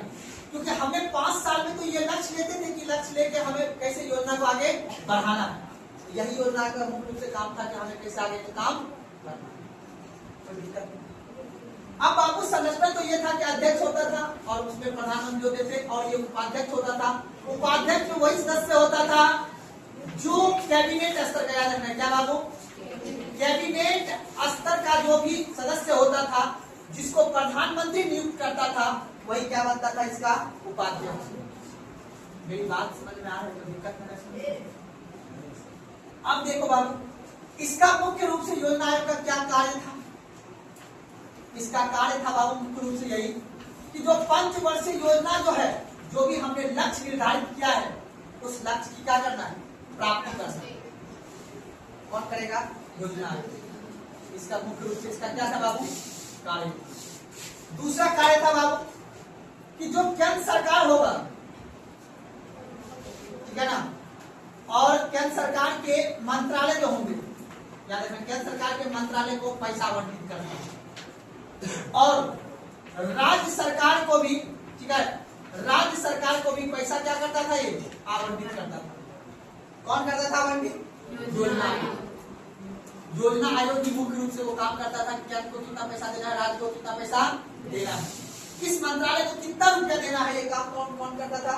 योजना आयोग। किसके निगरानी में? प्रधानमंत्री के निगरानी। चल रहा था, कोई दिक्कत? अब बता ऐसी क्या जरूरत पड़ गई कि अब योजना की जगह कौन आ गया बाबू? तो सवाल उठता था सहकारी संघवाद। राज्य का कहना था कि आप जो भी योजना बना रहे हो, कौन कहता था? राज्य। कौन राज्य? बिहार, वेस्ट बंगाल, दिल्ली, महाराष्ट्र, जहां जहां नॉन केंद्र का सरकार जहां होता था, वो सरकार का मुख्य रूप से ये कहना था कि आप जो योजना बनाते हो ना, कौन? प्रधानमंत्री को होता था, केंद्र सरकार को होता था, कौन? राज्य सरकार। राज्य सरकार दिल्ली को बोलता था कि आप तो योजना बनाते हो, उसमें क्या राज्य सरकार को कोई फायदा ही नहीं है, आप जो हमको पैसा दे रहे हो उस पैसा से मेरा काम नहीं चलता और हमको पैसा चाहिए। तो केंद्र और राज्य के बीच क्या होता था? झगड़ा होता था। इस झगड़ा को निपटाने के लिए बोला कि जो आप बनाते हो ना यहाँ पे, इसका और सदस्य बनाओ, हमको भी ले चलो, हमको भी तो जनता चुनी है ना, ठीक है ना। तो अब बोला कि योजना आयोग की जगह जो नीति आयोग होगा ना, ये नीति आयोग काम जो करेगी, इसमें जितने भी राज्य के मुख्यमंत्री होंगे वो भी इसका क्या होंगे? योजना आयोग में योजना आयोग में सिर्फ प्रधानमंत्री और प्रधानमंत्री जिसको नियुक्त करता था वही सदस्य होता था। और इसका मुख्य काम था पैसा का आवंटित करना, किस राज्य को कितना पैसा मिलेगा, किस मंत्रालय को कितना पैसा मिलेगा, किस योजना पे कितना रुपया सरकार खर्च करेगी, ये सब निर्धारित कौन करता था? योजना आयोग। अब इसमें बाबू एगो लग गया कमी क्या था कि राज्य इसमें आरोप लगाने लगा कि आप जितना भी काम करते हो ना, वो कौन सा काम करते हो? केंद्रीकृत काम करते हो। यानी आप जो भी काम करते हो उससे सारा का सारा फायदा केंद्र सरकार को, राज्य सरकार के लिए कोई काम नहीं होता। राज्य सरकार जब जनता में इलेक्शन के लिए जाएगी तो कौन सी बात बोलेगी? आप मनरेगा चला रहे हो, पीएम आवास चला रहे हो, जो भी आप काम कर रहे हो, आपने देखा कि योजना आयोग ने इतने सारे काम किया था, उस सारा फायदा तो केंद्र सरकार को हो रहा था, राज्य सरकार को कुछ हो ही नहीं रहा था। तो राज्य सरकार बोला कि नहीं, आपको सुधार कीजिए। ये मांग काफी टाइम से चल रहा था, लेकिन उतना शक्तिशाली सरकार नहीं बन पा रहा था, जिस वजह से सरकार ऐसा तो काम 2014 में सरकार बनी बीजेपी की। बीजेपी बोला अब ये योजना आयोग नहीं है, अब इसके जगह कौन आएगा बाबू? बोला ये आ जाएगा, ठीक है कोई बात नहीं। बोला इसका काम बस इतना ही रहेगा। देखो इसका काम यहाँ पे देखो क्या काम है, पैसा आवंटित मुख्य काम था इसका बोला कि नहीं, तुम्हारा काम नहीं रहेगा पैसा देना, तुम्हारा काम रहेगा थिंक टैंक। क्या रहेगा? थिंक टैंक का मतलब सोचना, सरकार कैसे चलेगी, देश कैसे विकास करेगा, देश अपनी राजनीति कैसे करेगी, देश आर्थिक लेवल पर कैसे काम करेगा, देश कैसे विकास करेगा, ये सिर्फ सोच के बताना। पैसा देने का काम होगा वित्त आयोग का। किसका काम होगा? आप यहाँ समझना। सबसे पहली बात, इसका गठन किया गया बाबू कब? बाबू 2015। कब किया गया गठन इसका बाबू? 1 जनवरी 2000। जब 2015 में गठन हुआ तो बाबू इसका फिर आता है संरचना। संरचना का मतलब होता है कि इसमें बाबू हम याद रखना 3 व्यक्ति शामिल हुए, 3 व्यक्ति, और एक व्यक्ति को और शामिल किया, पूर्णकालिक। पहला बोला कि जो नीति आयोग का अध्यक्ष कौन होगा बाबू? वही होगा कौन? पीएम साहब। उपाध्यक्ष इसका कौन होगा बाबू? बोला इसका उपाध्यक्ष होगा जो उसको पीएम नियुक्त करेगा, अर्थात कैबिनेट स्तर का मंत्री प्लस या तो सचिव। कौन होगा बाबू? सचिव, कैबिनेट सचिव। आईएएस में सबसे बड़ा पद कौन होता है? कैबिनेट सचिव का। बात करो पीएम से, पीएम तो बच्चा है,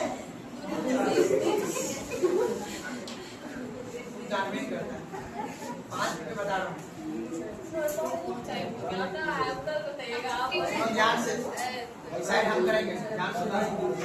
आप देखो छोटू, ये जो डीएम जो है ना, डीएम बच्चा है, किसी का नौकरी डीएम क्या पहला पद है, इसके ऊपर बड़ा पद होता है।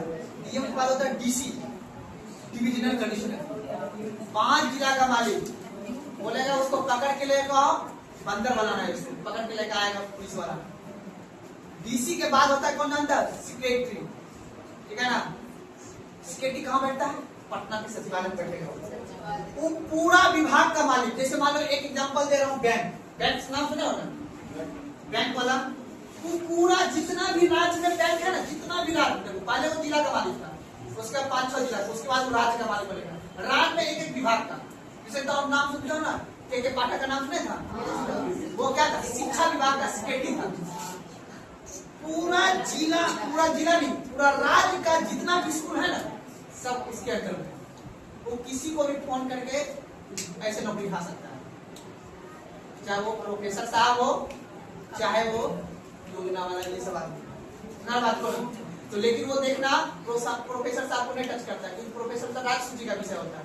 तो 9th तक का जो स्कूल होगा वो है संवर्ती सूची का। तो जितना भी अधिकारी है वो सब है केंद्र सरकार का। ये सब बनता है, जो भी जिसको हम बोलते हैं आईएएस अधिकारी बोलते हैं ना जी, यही बनता है। एक विभाग जितना भी, तो डीसी के बाद सिर्फ एक विभाग का पानी बनेगा, पूरा राज्य बनेगा। बात को ये सब तो छोटा सा पद होगा, नॉर्मल पद है।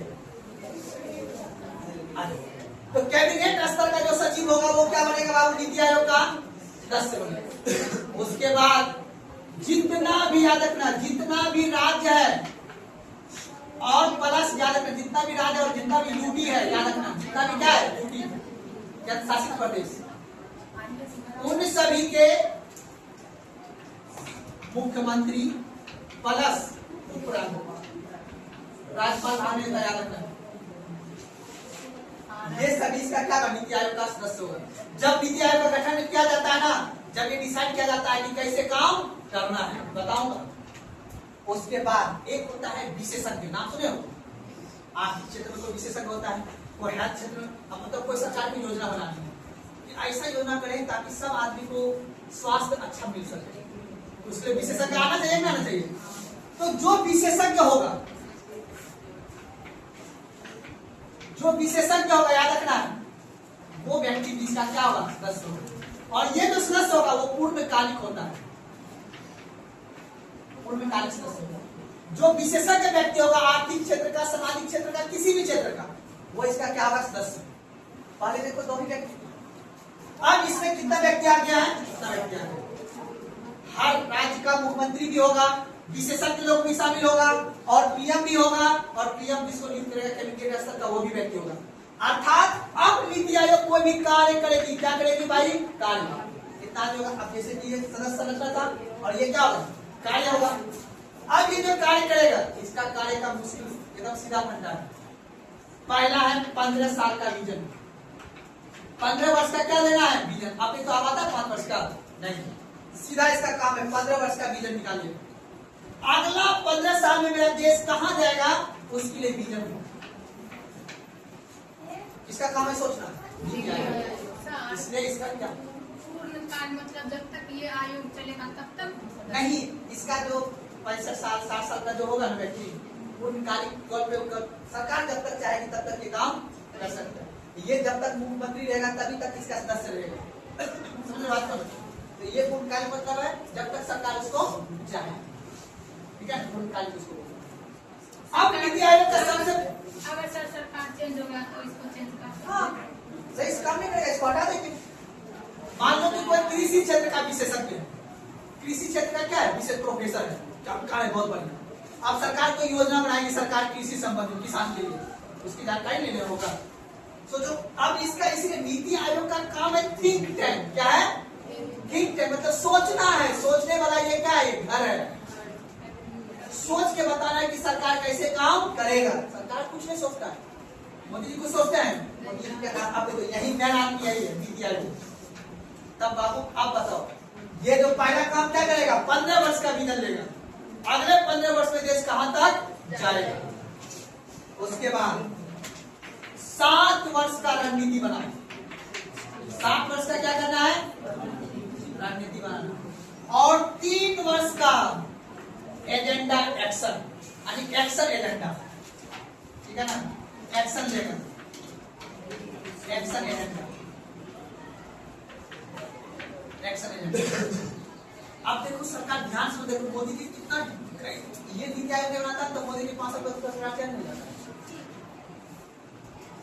सोचो कैसे सरकार ने मुख्य रूप से देश कैसे, देखो कितना साल का विजन लिया है, मुझे आता है 2047 तक देश विकास कर जाएगा, बोलता है क्या, बोलता है, बोलता है कि 2035 तक, पहले बोलता था, पहले 2014 में भाषण देता था 2035 का बोलता था, अब भाषण देता है 2047, क्योंकि उसको विजन पता है।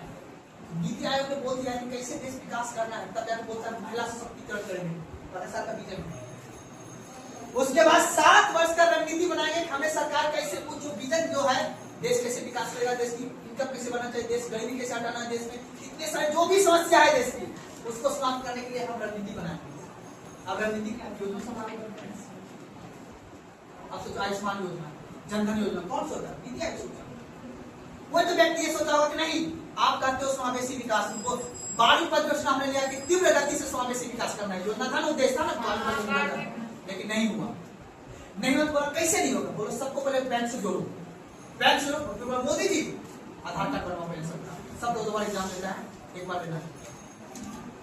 आधार कार्ड बनवाया, आधार कार्ड के साथ पैन कार्ड बनवाना है, सब अब जितना भी पैसा अब बताओ, फिर डिजिटल कर पैसा, अब बताइए सोचा तभी ना, तब अब बताओ मोदी, अब बताओ हर वृद्धा पेंशन 1500 रुपए मिल रहा है ना, डीबीटी माध्यम से मिल रहा है ना, डीबीटी मतलब डायरेक्ट बेनिफिट ट्रांसफर। अगर मोदी जी का ये थिंक टैंक नहीं होता, नीति आयोग नहीं होता, क्या मोदी जी द्वारा सत्ता में आता? नहीं आता, क्योंकि वो ऐसी योजना बनाती है जो कि ग्राउंड लेवल, जो इंदिरा गांधी ने 5वीं और 6वीं योजना में कहा था कि गरीबी को हम कहाँ लाएंगे, धरातल पे, वो मोदी जी ने कब लाया? नीति आयोग के माध्यम इधर लाया, तब ना वो नहीं हट रहा है। तब तो इंदिरा गांधी लगातार 3 बार लगातार हो रहा था, क्यों? उनका मेन उद्देश्य था कि हमें कोई भी योजना को कहाँ लाना है, धरातल पे लाना है। अब उसके बाद इससे पहले जो कांग्रेस सरकार था वो धरातल पे को नहीं लाया, जिस वजह से सरकार ये क्या कर रहा है, डीबीटी के माध्यम से, डायरेक्ट बेनिफिट ट्रांसफर के माध्यम से योजना को कहाँ लाती, धरातल पे। तो मुख्य रूप से ये ठीक है, तो दिक्कत है ना। आप बताओ, ये 3 हिसाब से काम करती है। पहला 15 वर्ष के लिए विजन बनाना है, 7 वर्ष के लिए रणनीति बनाना है, 3 वर्ष के लिए एक्शन, कैसे सरकार काम करेगी। आधार कार्ड बनवा लिया, खाता खुलवा लिया, डिजिटल हो गया, एआई सबमिट करवाया। अब देखो एआई सबमिट क्यों करवाया, उससे पहले सरकार ने बोला ये रणनीति बना था, शिक्षा नीति को क्या करना है, बदलना है। शिक्षा नीति से क्या लाना है, कौशल शिक्षा लाना है, कौशल मतलब एसटी वाले शिक्षा लाना है, तभी तो पता। अब एक्शन लेगा सरकार, एक्शन कैसे लेगा, आपको एआई सबमिट करवाया नहीं, सबको रोजगार मिलेगा ना, रोजगार मिलेगा मिलेगा, सोचो सरकार कैसे काम करना है। उसके बाद इसको बोला एक कार्य और करना, तुम पैसा ले लो, नीति आयोग को बोला तुम डिसाइड करोगे पैसा किस तरह किस, तुम बस सिर्फ सोच के बताओ सरकार कैसे काम करेगी। उसके बाद यहाँ पे हर राज्य अपना अपना काम बताएगा, मेरे राज्य को ये जरूरत है, मेरे राज्य को ये जरूरत है, मेरे राज्य को ये जरूरत है, तब मैं यहाँ पे जाके उसके अनुसार शिक्षा नीति बनेगा। पहले योजना में क्या था, राज्य का कोई मुख्यमंत्री था ही नहीं, तो केंद्र प्रायोजित योजना चलता था, केंद्र सरकार जो चाहता था योजना बनता था, राज्य की कोई योजना नहीं बनता। तब देखो मध्य प्रदेश में आया ना दीदी योजना, आया ना जी, अपने बिहार में सबको योजना मिला ना जी, बिहार की योजना है कि नहीं है, महिला की। नीतीश कुमार बोला देखो नीति आयोग हमारे राज्य में लड़की आत्मनिर्भर होना चाहिए, उसमें क्या करना होगा सर, उसने लड़की के योजना देंगे, लड़की को 10% देगा, उसके लिए इलेक्शन लिया नहीं ले। अब बता, अगर योजना आयोग होता तो अपने राज्य को बता पाता, हर राज्य की परिस्थितियां अलग अलग है, तो हर राज्य में योजना बनाने की कार्य भी क्या होगा, अलग अलग। मेरी बात समझ रहे हैं, तो उस हिसाब से काम चलता है। इसीलिए योजना आयोग को कमी को दूर करने के लिए हमने क्या लाया, नीति आयोग। नीति आयोग क्या है, थिंक टैंक, क्या है, थिंक टैंक। और नीति आयोग का मुख्य रूप से याद रखना पैसा देने का कार्य नहीं है, जैसे कि योजना केंद्र राज्य के पैसा बंटवारा करता था, इसका नहीं है, बात को नहीं। तो इसीलिए इसको कहा जाता है बॉटम से टॉप पर पहुंचता है ये आयोग, मतलब ग्राउंड लेवल से हाई लेवल पर पहुंचता है। ये क्या था, बॉटम से सॉरी टॉप से बॉटम पे आता था, ये था। ये कोई भी योजना आता था तो केंद्र से कहाँ आता था, गांव में आता था, इसका ट्रेंड नहीं, हम गांव से कहाँ जाएंगे, केंद्र पे आएंगे। पहले गांव विकास होगा तब शहर विकास होगा, इसका उद्देश्य है। इसीलिए आज तुम लोग के गाँव में तुम्हारा इतना सारा रोड जो दिख रहा है, हम देखते हो छोटे पार्टी होता है गाँव में,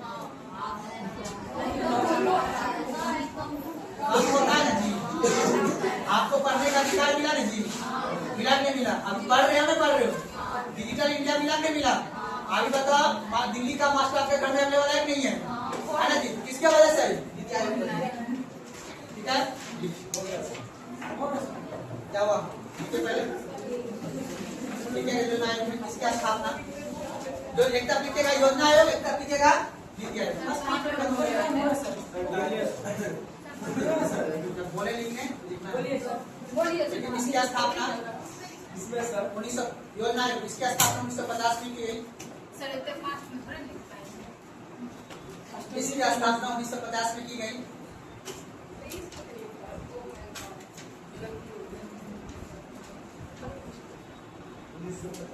पचास में की गई। देखिए अगर आप किसी योजना में लिखे योजना इसकी संरचना, इसकी संरचना, हाँ हाँ योजना इसकी संरचना,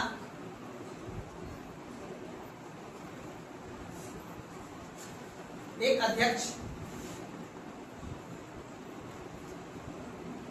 ब्रैकेट में जो पीएम होता है,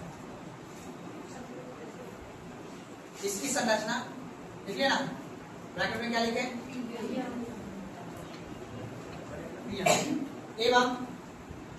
एवं कैबिनेट स्तर के उपाध्यक्ष होते हैं। एवं कैबिनेट स्तर के उपाध्यक्ष होते हैं। एवं कैबिनेट स्तर के उपाध्यक्ष होते हैं।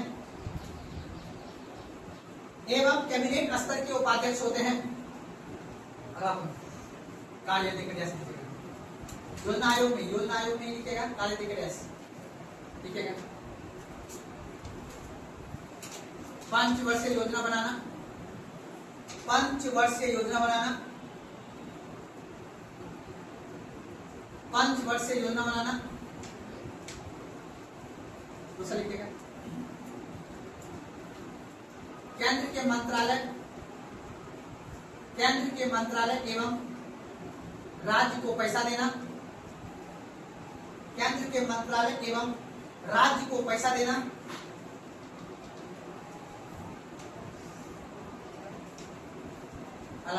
इसी कार्य में योजना का मूल्यांकन करना।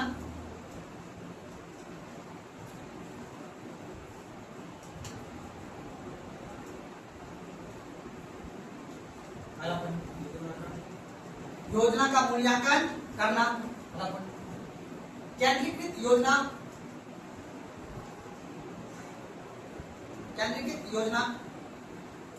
का निर्माण करना।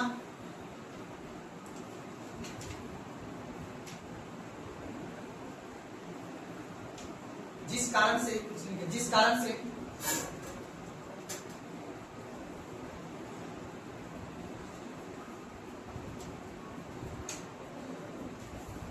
से ग्रामीण क्षेत्र विकास नहीं हो पाता था।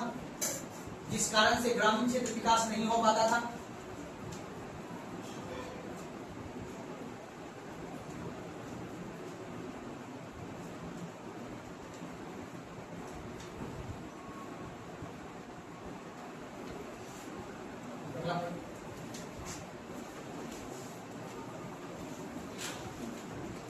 योजना बनाने में विशेषज्ञ की राय नहीं ली जाती थी। योजना बनाने में विशेषज्ञ की राय नहीं ली जाती थी। योजना बनाने में विशेषज्ञ की राय नहीं ली जाती थी।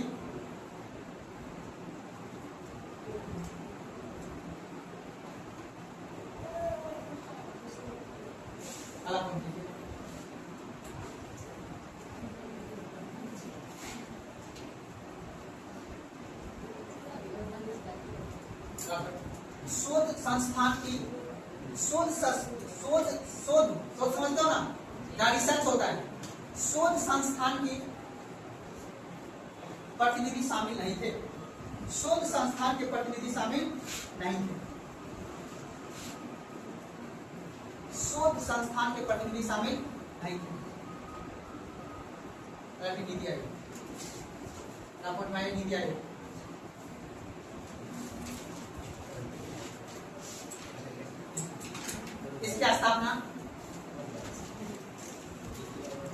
इसकी स्थापना 2015 में की गई।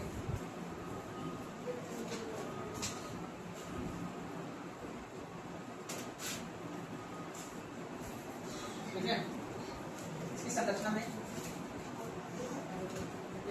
में अध्यक्ष पीएम, इसकी संरचना में अध्यक्ष पीएम, उपाध्यक्ष कैबिनेट स्तर के मंत्री, इसकी संरचना में अध्यक्ष पीएम, उपाध्यक्ष कैबिनेट स्तर के मंत्री एवं सदस्य में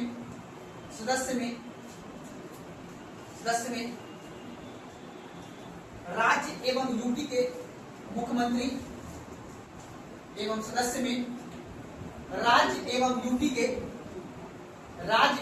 के मुख्यमंत्री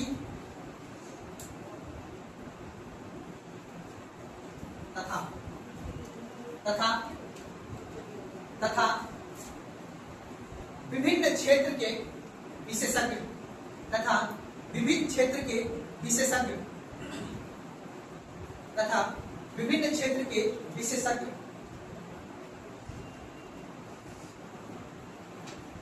कार्य।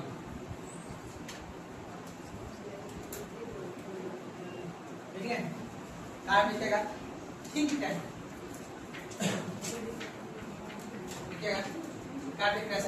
इसका कार्य थिंक टैंक। थिंक मतलब सोचने वाला टैंकर। टैंकर समझते हो ना, तो पानी को रखते हैं, स्टोरेज करते हैं ना, सोचने वाला टैंकर।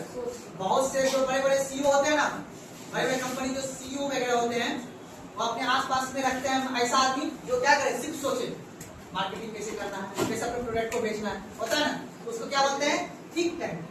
देखिए, थिंक टैंक के रूप में कार्य करना, थिंक टैंक के रूप में कार्य करना, उसका लिखिएगा सरकार को तकनीकी एवं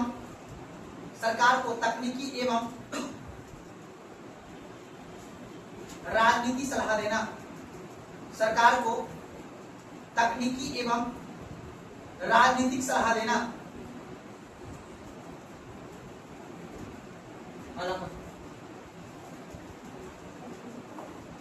अब सबसे मोस्ट इंपॉर्टेंट, ध्यान सुना है बात, मोस्ट इंपॉर्टेंट बात सुनना, राज्य के बीच प्रतिस्पर्धा क्या करवाना है बाबू? राज्य के बीच जो है ना, राज्य के बीच क्या करवाना है बाबू? प्रतिस्पर्धा। कैसे करवाना है? हम रिपोर्ट जारी करेंगे। जैसे मान लो किस राज्य की शिक्षा अच्छी है, किस राज्य की शिक्षा खराब है, किस राज्य की स्वास्थ्य अच्छी है। पहले योजना नहीं करता था ये काम, तो आपने देखा होगा कि नीति आयोग क्या बात करते हैं, गुस्सा है तुम लोग, ठीक है ना, आपस में बात करोगे तो मैं डिस्टर्ब हो जाता हूँ। आप देखिए समझिएगा, राज्य के बीच हमें क्या करवाना है? प्रतिस्पर्धा। क्या जारी करके? रिपोर्ट जारी करके। मान लो कोई राज्य अगर अच्छा काम किया है, उसको पुरस्कार देंगे, ये नहीं करता, ठीक है। तो राज्य के बीच प्रतिस्पर्धा लाने के लिए आप सुनते होंगे कि नीति आयोग रिपोर्ट जारी करता है, सुनते हो ना? अपने देश में शिक्षा बेहतर करने के लिए किसके राज्य का शिक्षा बहुत अच्छा है, किसके राज्य का स्वास्थ्य बहुत अच्छा है, तो ये रिपोर्ट जारी कौन करना स्टार्ट किया? नीति आयोग। ये बेहतर काम है कि प्रतिस्पर्धा लाया, तो जिससे राज्य अब कंपटीशन में दोनों, हमको से अच्छा बनना है, हमको से बनना है, इससे राज्य क्या करेगा? कार्य में क्या लिखेंगे? लिखेगा राज्य के बीच प्रतिस्पर्धा, राज्य के बीच प्रतिस्पर्धा के लिए सूचकांक जारी करना। राज्य के बीच प्रतिस्पर्धा के लिए सूचकांक जारी करना।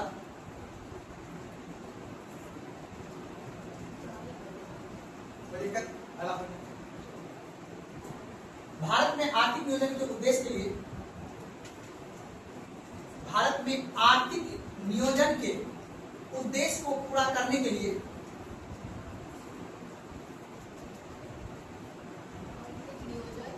आर्थिक नियोजन के उद्देश्य को पूरा करने के लिए नीति आयोग द्वारा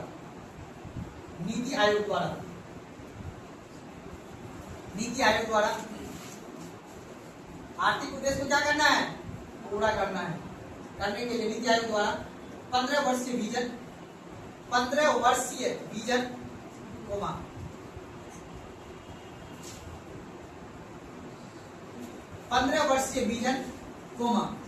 7 वर्षीय रणनीति, 15 वर्षीय विजन, 7 वर्षीय रणनीति एवं 3 वर्षीय एक्शन एजेंडा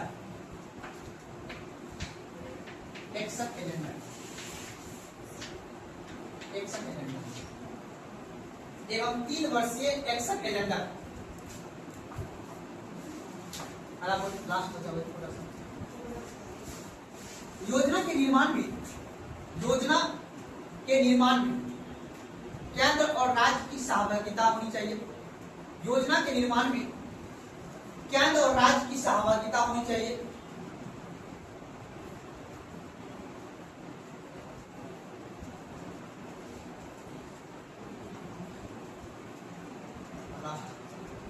इसकी प्रवृत्ति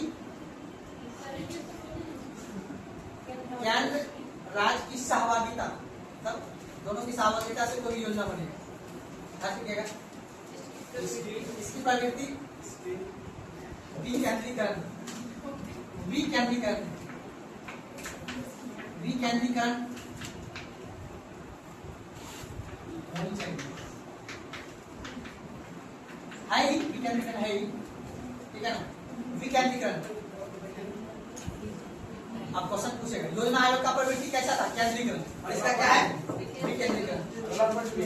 हाँ तो एक मिनट और कर देखिए यहाँ तक तो दिक्कत है ना। चले आज के मुख्य रूप से देखिए क्वेश्चन को पूछता है एग्जाम में, ध्यान सुनना है। क्वेश्चन जो एग्जाम में पूछेगा कि योजना आयोग में विशेषज्ञ शामिल था तो नहीं, और नीति आयोग विशेषज्ञ शामिल है। थिंक टैंक कौन है? योजना आयोग की नीति आयोग? थिंक टैंक मतलब टैंकर जिसको बोलते हैं, जहाँ किसी भी चीज को स्टोर करके रखा जाता है। यहाँ पे देश को विकास करने के लिए विचार को क्या करते हैं? स्टोर करके रखा जाता है। तो क्या होते हैं? Think tank. समझ आए बात को? आप ध्यान से सुनो। इकोनॉमिक्स तो पढ़ा दिए लगभग, थोड़ा मोड़ा जितना पैसा लिए उतने पढ़ाए, ठीक है ना। दूध एक बॉडी मिला दिए खाली वाइट दिखता है ठीक है छोड़ो। ठीक है। मिठाई